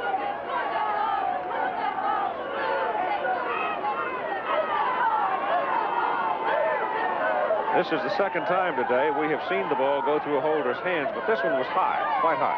That was high, and it was a hard snap, and once it goes back like that, the ball is already on the 38-yard line. Mazzetti does the wise thing, doesn't try and pick up and run with it, but he falls on it. But now here in the second half, it's Oakland with great field position. Lewis Bullard, the man shaken up, walking off the field. To finish very quickly the story on Mane Malauna, the UCLA people, he had a small opening in his spine holding the spinal cord. They were fearful that he would become paralyzed. Well, he transferred later after going to De Anza JC and played at San Jose State, and then wound up playing in Kansas City for several years. And now here he is again, still playing very well in professional football despite that hereditary problem. In the meantime, Oakland to the attack as Bassana hits Arthur Whittington, and Whittington is brought down by Bill Rowe at the 45. That's a pickup of about 6. It'll be second down and about 4. Pass complete to Art Whittington. Brought down by Bill Rowe. Why retire? Play for us. Well, I think, Keith, you'd miss me if I left now. I would for a fact. Besides that, he sits up here and eats Snickers all day. Candy bar after another. Here's a handoff inside. Bang down to the 41. You go back and try to play at 185 pounds, nobody would know you. That's only about 5 pounds overweight for me, Keith. All of them Snickers. 41 is a little bit short of the first down. They're going to place it. They've got his foot down, the linesman does, at the 42, so they'll be a yard short. It's actually a yard and a half on third down.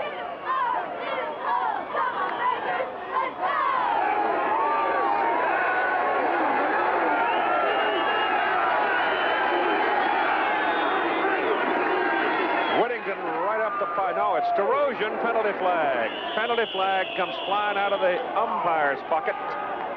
That very often will tell you there's been some holding. And that's what you got. You see that umpire's flag come. This seems like 90% of the time it's going to be somebody along that offensive line holding. Well, very often it's a holding call, but it's just if the offensive lineman gets that arm on the outside, just happens to slip around that defensive lineman, the official may not see the grab, but he'll make the call. Tom White. Holding, number 56, third down. That's the second time today Roger Lavasso's been flagged for holding. It backs him up 10.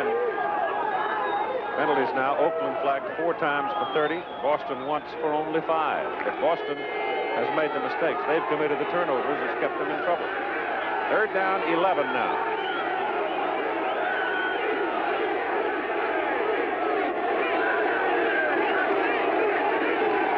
Bassana looks down the middle, goes that way for Wyatt Henderson. He let him complete the crossing pattern and then drilled him and gets a first down. To Wyatt Henderson. That time they had everybody save 3 defensive backs close up to the line of scrimmage, faking a blitz, then dropping back again into another deep zone, just a 2 deep zone. And right there, Henderson comes across again in the seam, making the catch, then getting out of bounds. There's no way Ray Phillips, a big linebacker, is going to cover him either, because Henderson's a flyer. And so it is a first down for Oakland. The Invaders got it rolling here in the third quarter, leading 16-7. Henderson goes in motion. And that ball is fumbled by Arthur Whittington as the pitch came back to him and hit him on the shoulder pad and fell away from him. But he does keep possession. Whittington was telling Tim Brown on the sideline, it's a little cold and the ball's a little bit wet and you've got to keep your concentration up. And this time the ball hits him right in the hands. And he was probably just looking to see where he wanted to run. Didn't get a handle on the ball and almost an Oakland turnover. Billy Don Jackson has gone in to replace Darrell Wilkerson now at a defensive end position. And Basano's numbers are 14 of 23 for 193 yards. He's hit 10 of his last 12, and he's going to put it up now. Goes to the short man. That's Raymond Chester. They have been able to handle Chester pretty well today because Raymond came into this ball game with 3 successive 100-yard-plus games. Well, not only have they been able to handle him, but it's also been the success of Henderson, who has just been raising all kinds of havoc in their secondary. This time, Raymond Chester comes across the middle and just picks up enough to get the ball down across the 30-yard line. So they're now looking at a third down and 6 yards before they can get a first down. And the clock showing 5:05 to play in the third quarter. 16-7, Oakland lead. Now they've got Phillips out here, and he's got to cover Gordon Banks. He can't do that. Basano takes a look at it. He's going to the short man, and it's kicked off by Terry Love. He fumbles the ball. And I think Oakland's got it. No, they don't. Penalty flag across the way. All of that excitement may have been for naught. Number 66 came down there, Steve Houston, and almost covered that ball. Just couldn't quite get a grip on it. Offsides on the defense. Decline. First down. Well, what happened there was the defense that was offside so that Oakland would have retained possession of the ball anyway. Right here, it looks like it's going to be the man-to-man, but it's still a zone. They drop back, and Love just comes across in the middle and picks it off. Now he starts to run upfield, gets the ball knocked out right there by Raymond Chester. And as the ball is just bouncing around, it's number 66, Steve Houston, the left guard, that comes up and recovers it. And they gained yards on the play. Sure did. They've marked it at the 13. And they give it to Whittington, and he takes a wallop from Joe Restic. Joe had come out a moment ago, had just come back into the ball game, the free safety. And Joe comes up and lays a lick on him after he got to the line of scrimmage, and his forward progress 1 yard. Second down. Well, you can tell that Restic was watching the films when he saw that formation and alignment and realized where they were in the field that they might try and run that play, because you don't normally see a free safety come in that quickly, being that close for a running play. Harbison has come in now at a cornerback position, and you can smell blitz coming here, and they are coming, and they burn them. Terosian, touchdown, as Ted Terosian takes it outside, and with the big blitz effort by Boston, there's just simply nobody out there to contain. And he takes it in for the touchdown from 12 yards. He just dipped in it, made a little dip move there, coming up to the line of scrimmage, and just bounced it out to the outside with everybody coming up. You see the 2 linebackers right there coming up in the middle. He gets a good block on the outside, and it's just his speed. He doesn't have a lot of speed, but just enough to get him through around the corner into the end zone. And so the Oakland Invaders now build their lead over the Boston Breakers. The Breakers coming into this ball game with a 4-1 record. Oakland into the ball game at 2-3, but playing their 4th successive week on the road. I'll tell you, if Oakland gets out of this first 6 ball games with 4 of them on the road at a 3-3 mark, that's pretty healthy. High snap, Grant grabs it, kick is up by Shea, and it is good. With 4:06 to play in the third quarter, it is now Oakland 23 in Boston 7, and another angle as Terosian takes it in for 6. For a team that has made its living thus far, before this ball game by the pass, they're doing extremely well, especially here in the second half, of running the football. And here Terosian gets the ball, sprints to the outside on this 12-yard jaunt into the end zone for the touchdown. So with 4:06 in the third quarter, It's Oakland ahead, 23-7.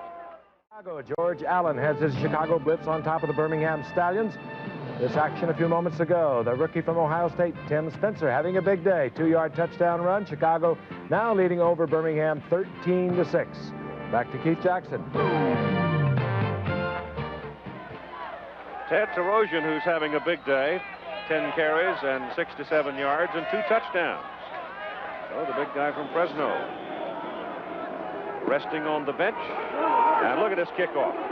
Straight up in the air and comes straight down, and it is caught by Anthony Steele, and he almost popped out of there. Oh, that would have been the big play of the ball game thus far. Anthony Steele, who, by the way, also sang the national anthem before the game began today, had broken through that line. 9 plays for 36 yards, and the 12-yard run by Terosian when Boston went to a full blitz effort. He took it outside and burned them. 3:58 to play in the third quarter, a 23-7 lead. It is time now for Johnny Walton to get his troops down to the end zone if he wants to stay in the hunt. Absolutely. Tampa Bay winning last night at Denver 22-16 in overtime with a 5-1 record, and will be sitting there waiting to see what Philadelphia does. Stars are 4-1, and here's Walton going big, and it's got to be incomplete. I thought maybe you'd get a call. Boy, I'll tell you one thing. Charles Smith is red hot. I thought Kenny Daniel got there a little soon. And Charlie Smith did, too. He's been around for some time, spending most of his time with the Philadelphia Eagles. Charlie Smith is positive there was pass interference, and as you look back, he is correct. Daniels was all over his back. Charlie Smith, a good receiver whose concentration is extremely good, didn't have a chance to get his hands on that ball. Second down and 10. Ball is at the 41.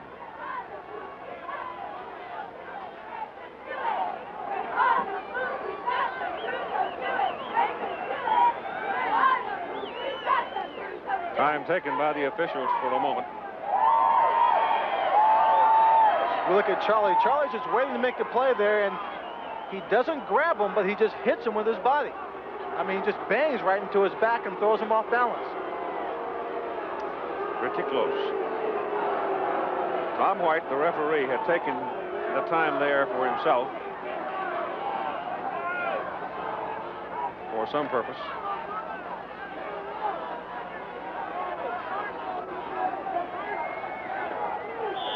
And now we go on second down and 10. 3 wide people for Boston.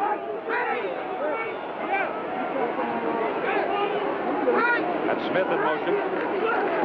Walton back, good protection, puts it up big, and the pass is incomplete, intended for Nolan Franz. And he might have had a chance at Franz, but he again lost control of the wet, cold ball. And Nolan wound up about 4 rows deep in the bleachers. That Nolan Franz was open, and that's a play that they should have completed. Again, the ball getting away from Walton.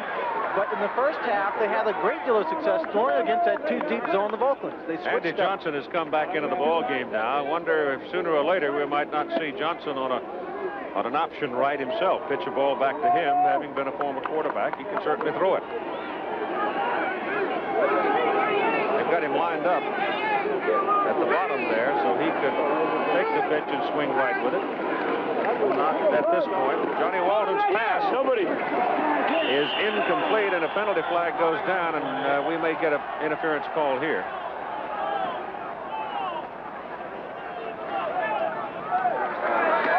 That's what you got. It's a defensive penalty under any circumstance, and it'll be a first down for Boston.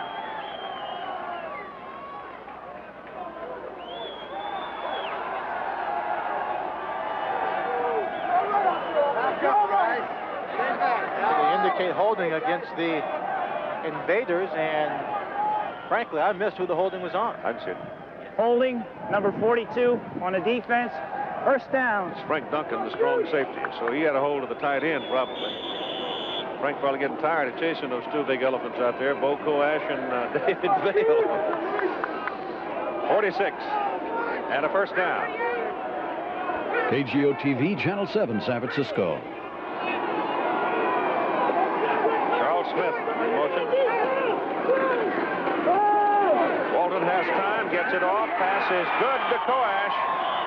And comes loose as he goes down. Pass intended for Bo Koash. Koash had his hands on the ball. Tough catch. But just as he turned around, it was in his hands, he was hit, and the ball popped loose. Here's the obvious story, Swanee. Boston's gained 10 yards in the third quarter. Oakland's gained 163. And they've done it primarily with a good ground attack, which is, again, not the norm for the Oakland offense. Second down and 10.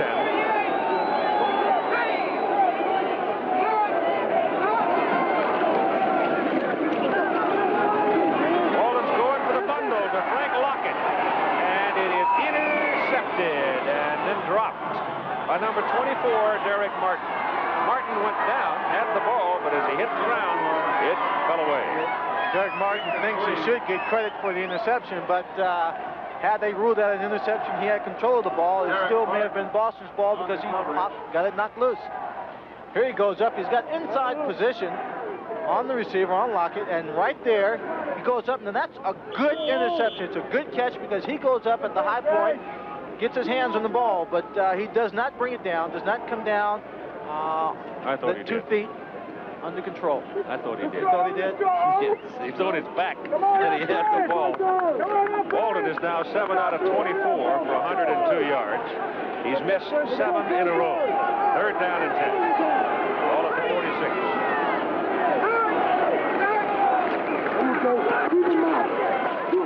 To the sideline to Lockett. Hit, knocked out of bounds at the 44. It's just short of a first down. It may be just a matter of inches, or it might even be a first down. Just depends on where they mark it. I think he's a little bit short. It looks from this angle that he might be a little bit short. It's a good route. Gets to the outside. There, it's awfully close. If they mark his forward progress from where he actually caught the ball, I think it might be half a foot closer. But in any case, it was Derek Martin, number 24, that made the play and possibly stopped them from getting the first down. They got to go on 4th and short. They have to. They don't have to, but I would certainly think they would probably try to get it. They don't need more than 6 inches, I don't think. I'm sure Johnny Walton wants to know exactly how far. His coaching staff, his teammates, all standing there on the sidelines with him. I don't see no effort being made to bring the chains across, so I think they're satisfied that they've got the ball pretty well marked. They know pretty much how far they've got to go, which is not very far on 4th down.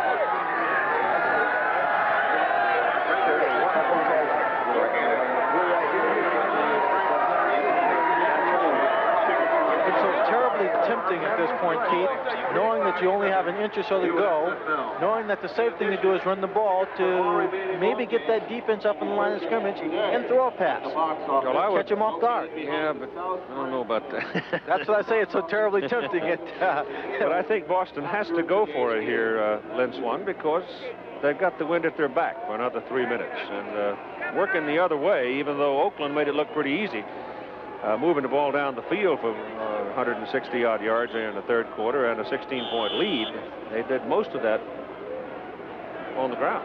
Plus the fact that Oakland on offense has been able to possess the ball for the long drive, and frankly, they probably don't know when they get the ball back again.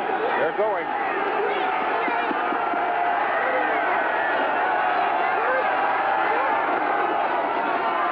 And they've got it as Tony Davis, the tough guy from Nebraska, fumbles the ball, and Oakland comes out of there with it.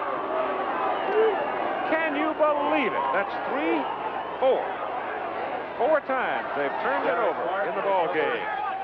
So Boston is mistaking itself right into the well. Coming into this ball game, Boston had only turned the ball over 9 times in 5 ball games, and today they've turned it over 4 times. See here, as Tony Davis comes through, the ball is just going to squeeze right out of his hand. Right out of the pile, and right there, just squeeze it out underneath. And number 24, Derek Martin. Huh? Well, he's having a big third quarter. Timeout. 3:01 to go, third quarter. For Oakland, Kenny Daniel, cornerback, he comes across and laces Tony Davis, causing the ball to pop loose. Watch him. Here he comes now into the picture. Tony's looking to the right upfield as Daniels comes in and pops it loose. Right to his teammate, Derek Martin. And so here's Oakland again with good field position. It's been a big, big third quarter for them. From the 42, Pancho James and Jairo Penaranda. Penaranda, number 21, is in at the fullback spot now. And the ball goes to Pancho James. James runs it out for a couple of yards where Billy Don Jackson greets him.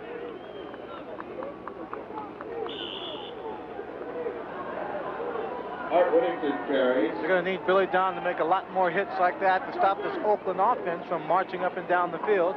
Billy Don Jackson out of UCLA, big, strong young man. Ball is at the 44. Second down and 8. That's Wyatt Henderson going in motion. And Pancho James carrying the ball. And Ray Phillips leads the defensive charge for Boston. And let's join Tim Brandt right now. Keith, you were looking at Kenny Daniel. Here's the other half of that. Derek Martin, who made the recovery on the fumble. Hey, the ball's getting slippery now. I would think all you have to do now is just lay your ears back and start sticking, folks, and go look for the loose balls. Yeah, we're anticipating fumbles in this weather, and I just pursued it to the play. The ball coughed up, and I jumped on it. Feeling on this side of the field is that you guys have it now, that you're really coming to the party. Well, we're really high. We're confident, and we need a win, and this is the one. Okay, Keith. Tim. Basana back on third down and 3. Throws incomplete. Bill Rowe spoiled it. Pass intended for Raymond Chester. Raymond with sort of a long, lingering look at the official, sort of begging the case, but no call. Well, as Bill Rowe broke on the ball, he did kind of nudge Raymond Chester a bit here. Just watch right there as he's coming back to break on the ball, just bumps his inside shoulder. But he is allowed to make some contact when he's going after the football. Rain is quite heavy now, quite heavy. As Ira Matthews and Woodrow Wilson drop back for Stan Talley's punt. And will hit it into the wind with 1 minute and 40 seconds to play in the third quarter. Oakland short of manpower. Now they've got 11. Talley 39 and 35 today. Gets it out of there. Hits an end over end. That takes an Oakland bounce and goes out of bounds up around the 16, 17-yard line. Marcus Quinn slapped it downfield, but he was already out of bounds. That's a 34-yard punt. All right, it's first down for mistake-ridden Boston today from the 17. Walton turns and gives it to Crump. Crump's got a huge hole, and then finally remembers to wrap both arms around the ball as he is hit from behind and brought down, but he's got a first down. He gets a first down, but he also gets it on the great block by Jerry Raymond, number 65, who came down, was blocking on number 51, Gary Plummer. Just drove him back off the line of scrimmage about 5 or 6 yards, allowed him to get to the outside and pick up the big yards. Now David Vale is going in at tight end, replacing Bo Koash. And Boston with a little more room to work now from their 28.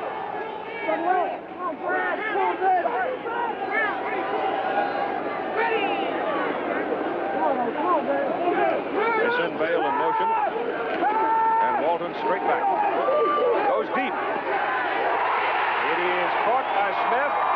Steps on the chalk at the Oakland 42. Almost off to the races. Great play by Charlie Smith.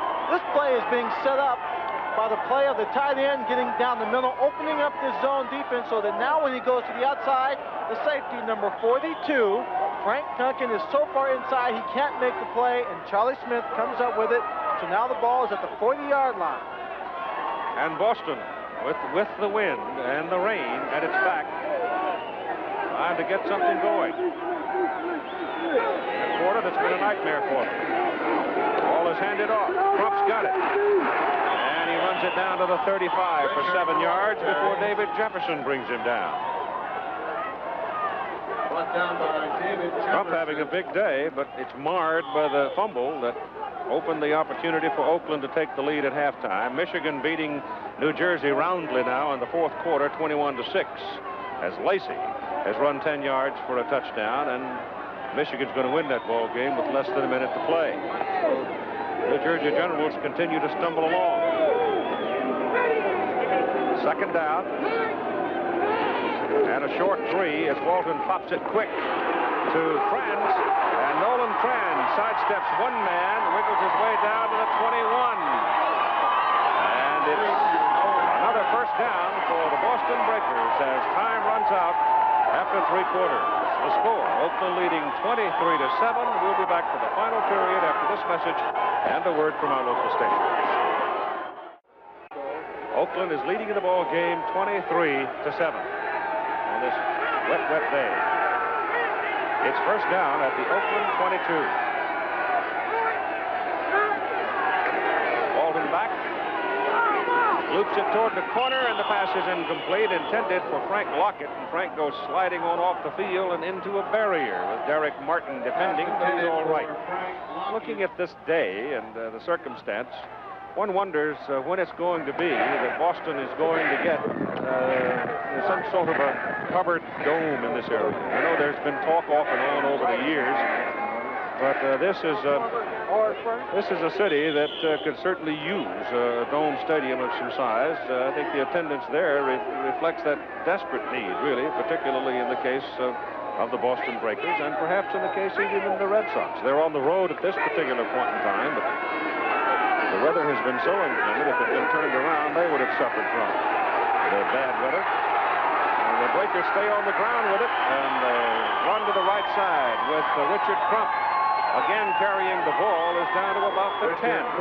That will be a first down for Boston. I know that George Matthews, the man who owns this USFL franchise, has been one of the leaders in trying to get some interest revived in putting together a dome stadium. You see the numbers for three quarters. And it's pretty close in total yardage right now, but in the third quarter, it was all Oakland Invaders. And they dominated this game, 163 yards to 22 in that third quarter. Trump now is over 100 yards today. Richards picked up 101 on 14 carries. And back goes Walton to throw. He stumbles and falls, throws the ball out here. Davis catches it. And then Davis is hit down behind the line of scrimmage, number 59, coming through there, 59, yeah, Dean Moore from Iowa State. So the loss is back to the 13. Stop by Dean Moore. Walton drops back. He just plain slips and falls down, trips over his own feet, and he's lying down on his back, and he looks up, sees Tony Davis, throws it, and he only saves a couple yards. They still lose yards on the play. I wonder if he's ever practiced throwing the ball on his back. I don't know, but if you were a defensive player and Davis had been able to get away, if Moore hadn't been there, he might have scored. True. You'd have slammed the door on your head if you let somebody score on you that kind of a play. Ball is back near the 13, where it's second down and 10. Walton looking, throwing, and thinks intercept. It is. It is intercepted by the Oakland Invaders. He tried to drill it to Nolan Franz, and the ball is picked off. Marcus Quinn, number 40, stepped inside and made the interception. I don't know if Nolan Franz actually knew that ball was coming to him. He looked as if he didn't see the ball, and it was just picked off. That is the fifth Boston turnover in the ball game today, with 13:11 to play in the game. Out in Chicago, Birmingham has drawn closer to Chicago. 11 minutes remaining in the fourth quarter. Chicago with the football. Quarterback Greg Landry passing from his own end zone, trying to. Number 79, Mike Raines is there. Brett Williams, number 63, safety. And now Birmingham trails 13-8. As I mentioned, 11 minutes remaining in the fourth quarter. Now back to Keith Jackson.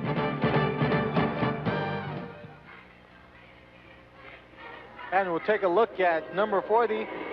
Quinn, as he intercepts his pass, you see him, he just drops back. He's reading the quarterback, moving, sliding, and right there, just picks it right off, steps right in front of Nolan Franz, and gets to the ball before he does. He came from behind that stack, and Johnny Walton never did see it. He just was hidden from Walton's view, and he stepped in to make the interception. That might have gotten the door started swinging toward close right there. unless they can create some of the turnovers that they've given up. It'll be Oakland's ball. They've got it down at the 3. First down. So it's a good time to be careful as Trojan, the fullback, wraps both arms around it and gets pounded right at the line of scrimmage. Ted Trojan carries.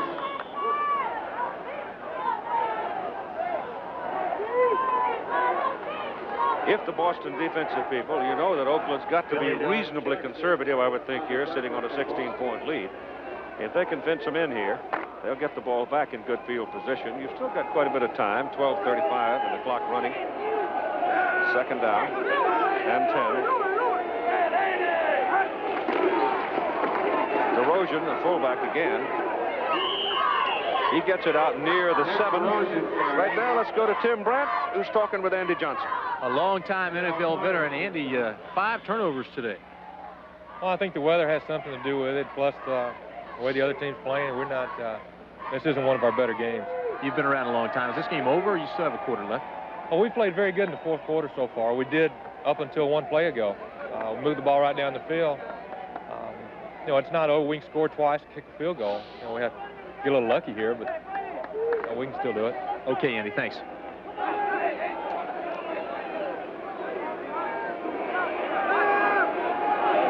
You got Whittington and Trojan. Whittington to the right side, bottom of the picture, and Trojan to the top. It's third down and 6. Whittington with the ball. And the little guy tries to wiggle his way through there. SMUX. And he's got the first down. Just enough. Boy, that's a big play for Oakland. That's a real big play. It gets him out of trouble. The ball initially inside the 5-yard line, whereas Derek Martin talked about the ball being slippery when he made the fumble recovery. I'm sure the Boston team is thinking that they can create some of those fumbles too. So now you get it away from that goal line, where if you create a turnover, it could be an instant touchdown. Gives them a little more room to operate from. Out of the 13, they pitch it to Whittington, and Arthur turns it upfield. I spoke of him as the little guy. Well, that's relatively speaking. He's 5'11", 185 pounds. Odious Lee, who's 6'2", 260, a nose tackle out of Nebraska, brought him down. It ought to be final now in that Michigan, and it is, Michigan-New Jersey game, with Michigan beating New Jersey 21-6. So the Generals now are 1-5. The Philadelphia Stars, who came into the weekend sharing the leadership in the Atlantic Division with Boston, and of course the kingpin out in the Central is Tampa.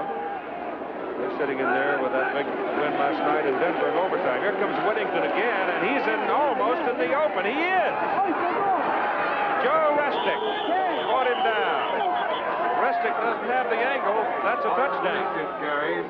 And once again, it's the Boston defense taking a few chances, trying to put pressure on. Everybody's up in the blitz. Watch number 36 right here. He comes up in the inside on that blitz. And Whittington gets great block on the outside, runs right through the arms of number 40, Terry Love. And it's Restick, who was up in that blitz, who finally runs to the outside and pulls him down. Whittington, a superb job of just following his blockers, getting to the outside.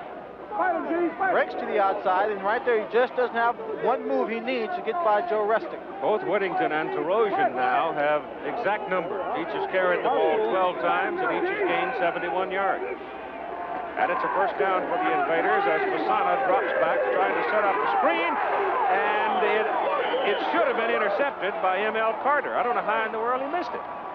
I don't know what happened on that play, Keith. The ball seemed like that screen took forever. He wasn't getting a heavy rush. They read the screen. Now watch, when you want a screen to work well, you got to get everybody charging at passer. Like they got the inside people, they got a host of blue shirts out there, and right there in ML's hands, and drops it. That's the big play. Intended for Arthur Whittington. That could have been the play to turn it around for his Boston team. There was nothing between him and the goal line except some rain and wind. Second down and 10. 9:58 to play as Henderson goes in motion. They'll stay on the ground with the big fullback Trojan carrying the ball. And Ted's got it down to about the Boston 46. It'll be third down and about 4. Ted Corrosion carries. Looking at the Atlantic Division now, Philadelphia's out in Los Angeles. If Boston can't turn it around, they'll be 4-2.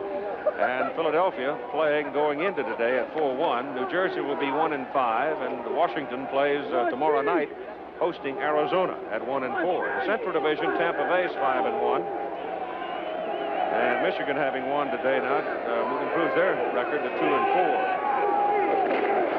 And Oakland trying to even their record at 3-3 as Arthur Whittington carries the ball one more time. So they're just alternating Corrosion and Whittington. And the offensive front now for Oakland doing some very good run blocking, and they're just grinding it out. Well, with a 16-point lead and a running game that's working well for you, it's not really a tough decision to make. You keep punching the ball down the field, eating up the clock, only throwing the ball when you have to, and also eliminating on the possibilities of mistakes and turnovers. 5 turnovers in the ball game by Boston. That's been their undoing in the main. There goes Whittington again. And Arthur gets a couple down to the 40 before Marcus Merritt can pop in there and get him. Art Whittington carries for Oakland. Marcus Merritt on the stop for Boston. Going back to this matter of stadium, the original thinking of George Matthews when he bought the franchise in the USFL is he wanted to keep the team in Boston. So he made arrangements for his team to use Nickerson number Field. 56 on Boston, first down. Made arrangements for them to use Nickerson Field, as Tom White, the referee, defines the penalty. And with the idea of adding 10,000 seats at BU for next year, and hopefully in time increasing it beyond 40,000, it's now 21,000. And so going into the arrangement, George accepted the fact that he probably was going to take a pummeling the first year in attendance. And what with the weather that seemingly has been almost adversarial for the USFL in the springtime, there's another penalty flag as the play goes up the middle with Corrosion. The attendance has dropped off the opening weekend, which obviously was a weekend of curiosity as much as anything. There's a flag on the play. So that's a procedure call going the other way. Time now becoming the definite ally of the Oakland Invaders, leading 23-7 with 8:24 to play in the ball game. Oakland rushing last week was only 36 yards. Today they rolled. Illegal motion on the offense, first down. Whittington and Corrosion in particular leading the attack. They've totaled 162 yards on the ground so far today. Whittington now goes out of the ball game for Oakland, and Lewis Jackson comes in.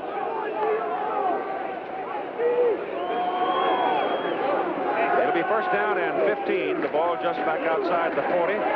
Give the ball to Corrosion, and he gets it to near the 38. Corrosion carries. Get a dry ball into the game. And Odious Lee, number 71, hobbling off the field for the Breakers. He's the nose tackle. That'll send Jeff Gaylord back into the lineup. And Gaylord is not all that healthy himself. Sort of banged up some.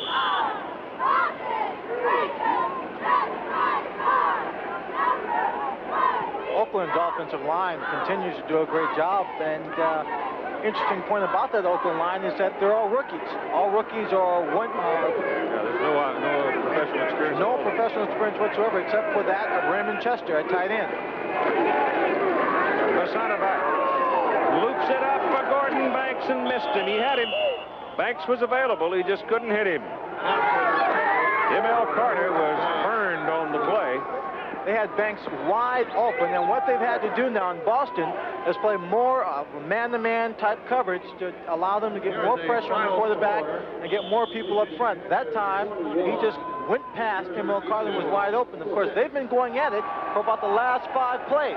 And you can see there's no one around Gordon Banks, just he and the ball that's thrown too long. And it's third down and about 13.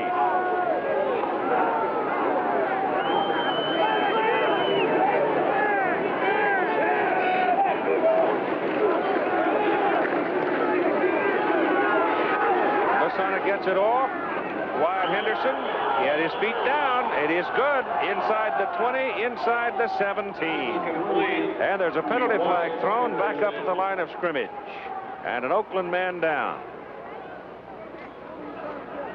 Henderson's excitement may be a little premature once we hear the signal. That's Basana who's down.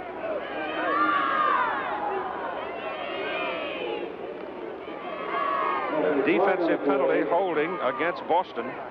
They'll take the play. They'll have a first down inside the 17.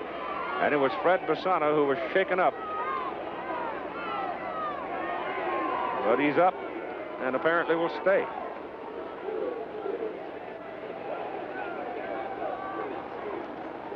Letting that cold rain come down on his face to kind of freshen him up again. He's had bigger days this season, but the way it looks now, that one is big enough. Here's Tom White. Holding on the defense, decline, first down this way. They take the play, obviously, as Henderson now in catches, 7 catches today for 140 yards. Pretty good day. That's an exceptional day for a wide receiver. The only thing he's lacking right now is a touchdown or 2. And on that pass play, you know, he showed exceptional poise and concentration, catching the pass, staying in bounds. But again, Gordon Banks is wide open down the middle. Just inside the 17, the pitch comes back to Arthur Whittington. Arthur Whittington is caught behind the line of scrimmage by the free safety, Joe Restick. He lost a yard. Art Whittington carries. Stop by Joe Restick. Joe Restick in on a good number of tackles today, but unfortunately, team's behind in points. Pretty good little battle going on between Chicago and Birmingham. In the Central Division, Chicago 3-2, Birmingham 2-3, and Chicago leading by 2, 13-11. That is not golden fun. Second down, 11.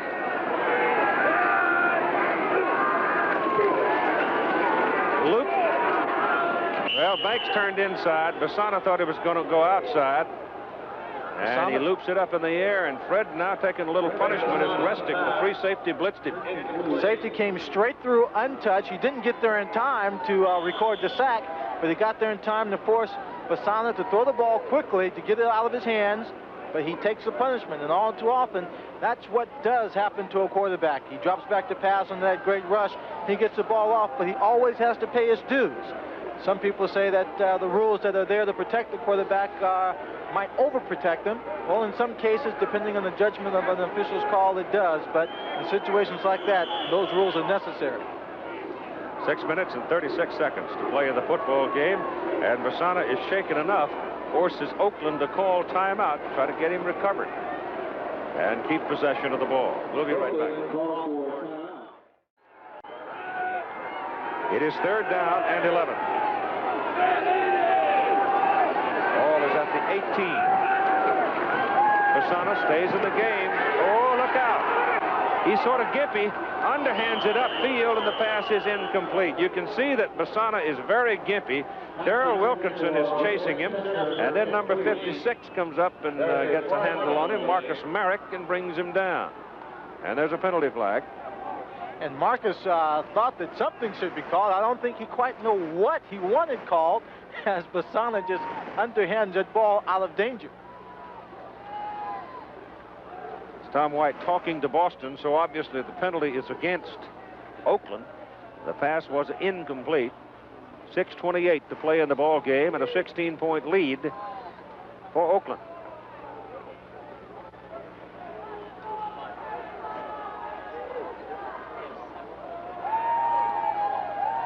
It'll be a 5-yarder. Holding, number 61, third down. It'll be a 10-yarder. Another holding penalty. So that's going to make it third down and about 22, as Los Angeles has jumped out to a second quarter lead over Philadelphia with Vince Abbott kicking a 42-yarder. In penalties now, Oakland flagged 7 times for 50 yards and Boston twice for 10.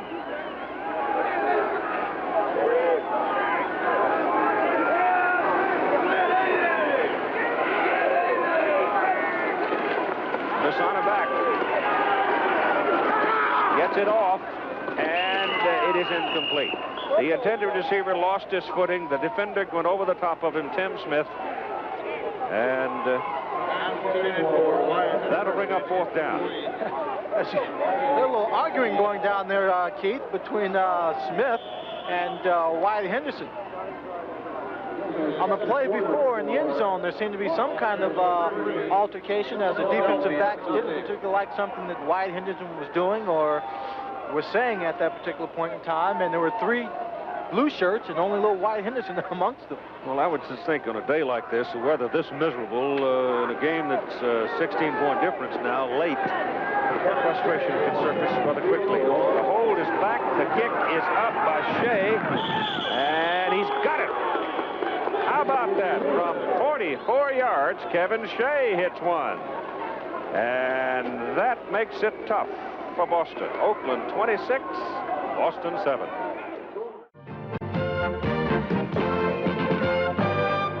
Row 11, seat number 27. Well, the weather, as you can see, is just getting worse and worse and worse here in Boston. It's now 26-7 Oakland with 6 minutes and 16 seconds to play in the game, and this is the hardest rain we've had all day.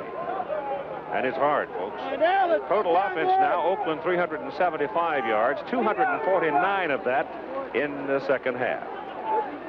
Right now, with the issue pretty well in hand here, let's join Jim Lampley in Chicago for the Blitz and the Birmingham Stallions. Ball game. This is Jim Lampley with Lee Corso. We are at Soldier Field in Chicago, where Chicago leads Birmingham 13-11. And again, I repeat, we welcome those of you from around the country who've been watching another ball game and have just joined us. We got 2 minutes left. The Blitz are leading the Stallions 13-11. The Blitz held a 13-6 lead before the Stallions got a safety and a field goal to get to within 13-11. Chicago got the ball with 9 minutes left on the clock. They have held it for 7 minutes and 82 yards in this drive. They've converted 3 third downs into first downs. Here's the 4th one. It's a 3rd and goal at the 1. Chance for the Blitz to wrap up their 4th victory of the season, and they've got it. Kevin Long, number 48, goal line runner out of South Carolina, formerly with the Jets, punched the ball into the end zone for the Chicago Blitz, and that extends a 13-11 lead to 19-11 with less than 2 minutes to go. Okay, they went with the best play they've got. They got the best runner over the best lineman. Now remember, all he has to do is break the plane, which means all he's got to do is get any part of that ball across the line, and he does. That was a great defensive play there by McGee to knock him back. Jim, this is very important right now. This lead right here, this extra point is very important, because if they can, remember the 2 point, they can get a touchdown and go for 2 and tie them 19-19 if they don't make this extra point. The player you saw being helped from the field was Tim Spencer, who has been bothered throughout the day by a sore ankle, who has nevertheless gained 105 yards on the ground in the ballgame. And now Frank Corral will try to add the very important extra point that Lee Corso just talked about. Well, in that situation, that drive was a beautifully conceived drive. It took about 7 minutes to go. What they did is they used ball control tactics. They ran the football. Not only were they playing the opponents, the Birmingham Stallions, that were playing against the clock. Now they're going to have a situation where there's going to be less than 2 minutes to go, and they're going to have a long way to go to try to win the ball game. We will keep those of you who've been watching Oakland and Boston up to date on what's happening in that game as we continue to follow the progress of this one toward the finish. Tim Cagle, reserve quarterback from Notre Dame, will hold as Frank Corral, the former Ram and UCLA kicker, tries to add the point. He got it. So now with 1 minute, 57 seconds to go in Chicago, the Blitz have a 20-11 lead over the Birmingham Stallions as they try to stay within a game of the Tampa Bay Bandits in the Central Division. We'll be back.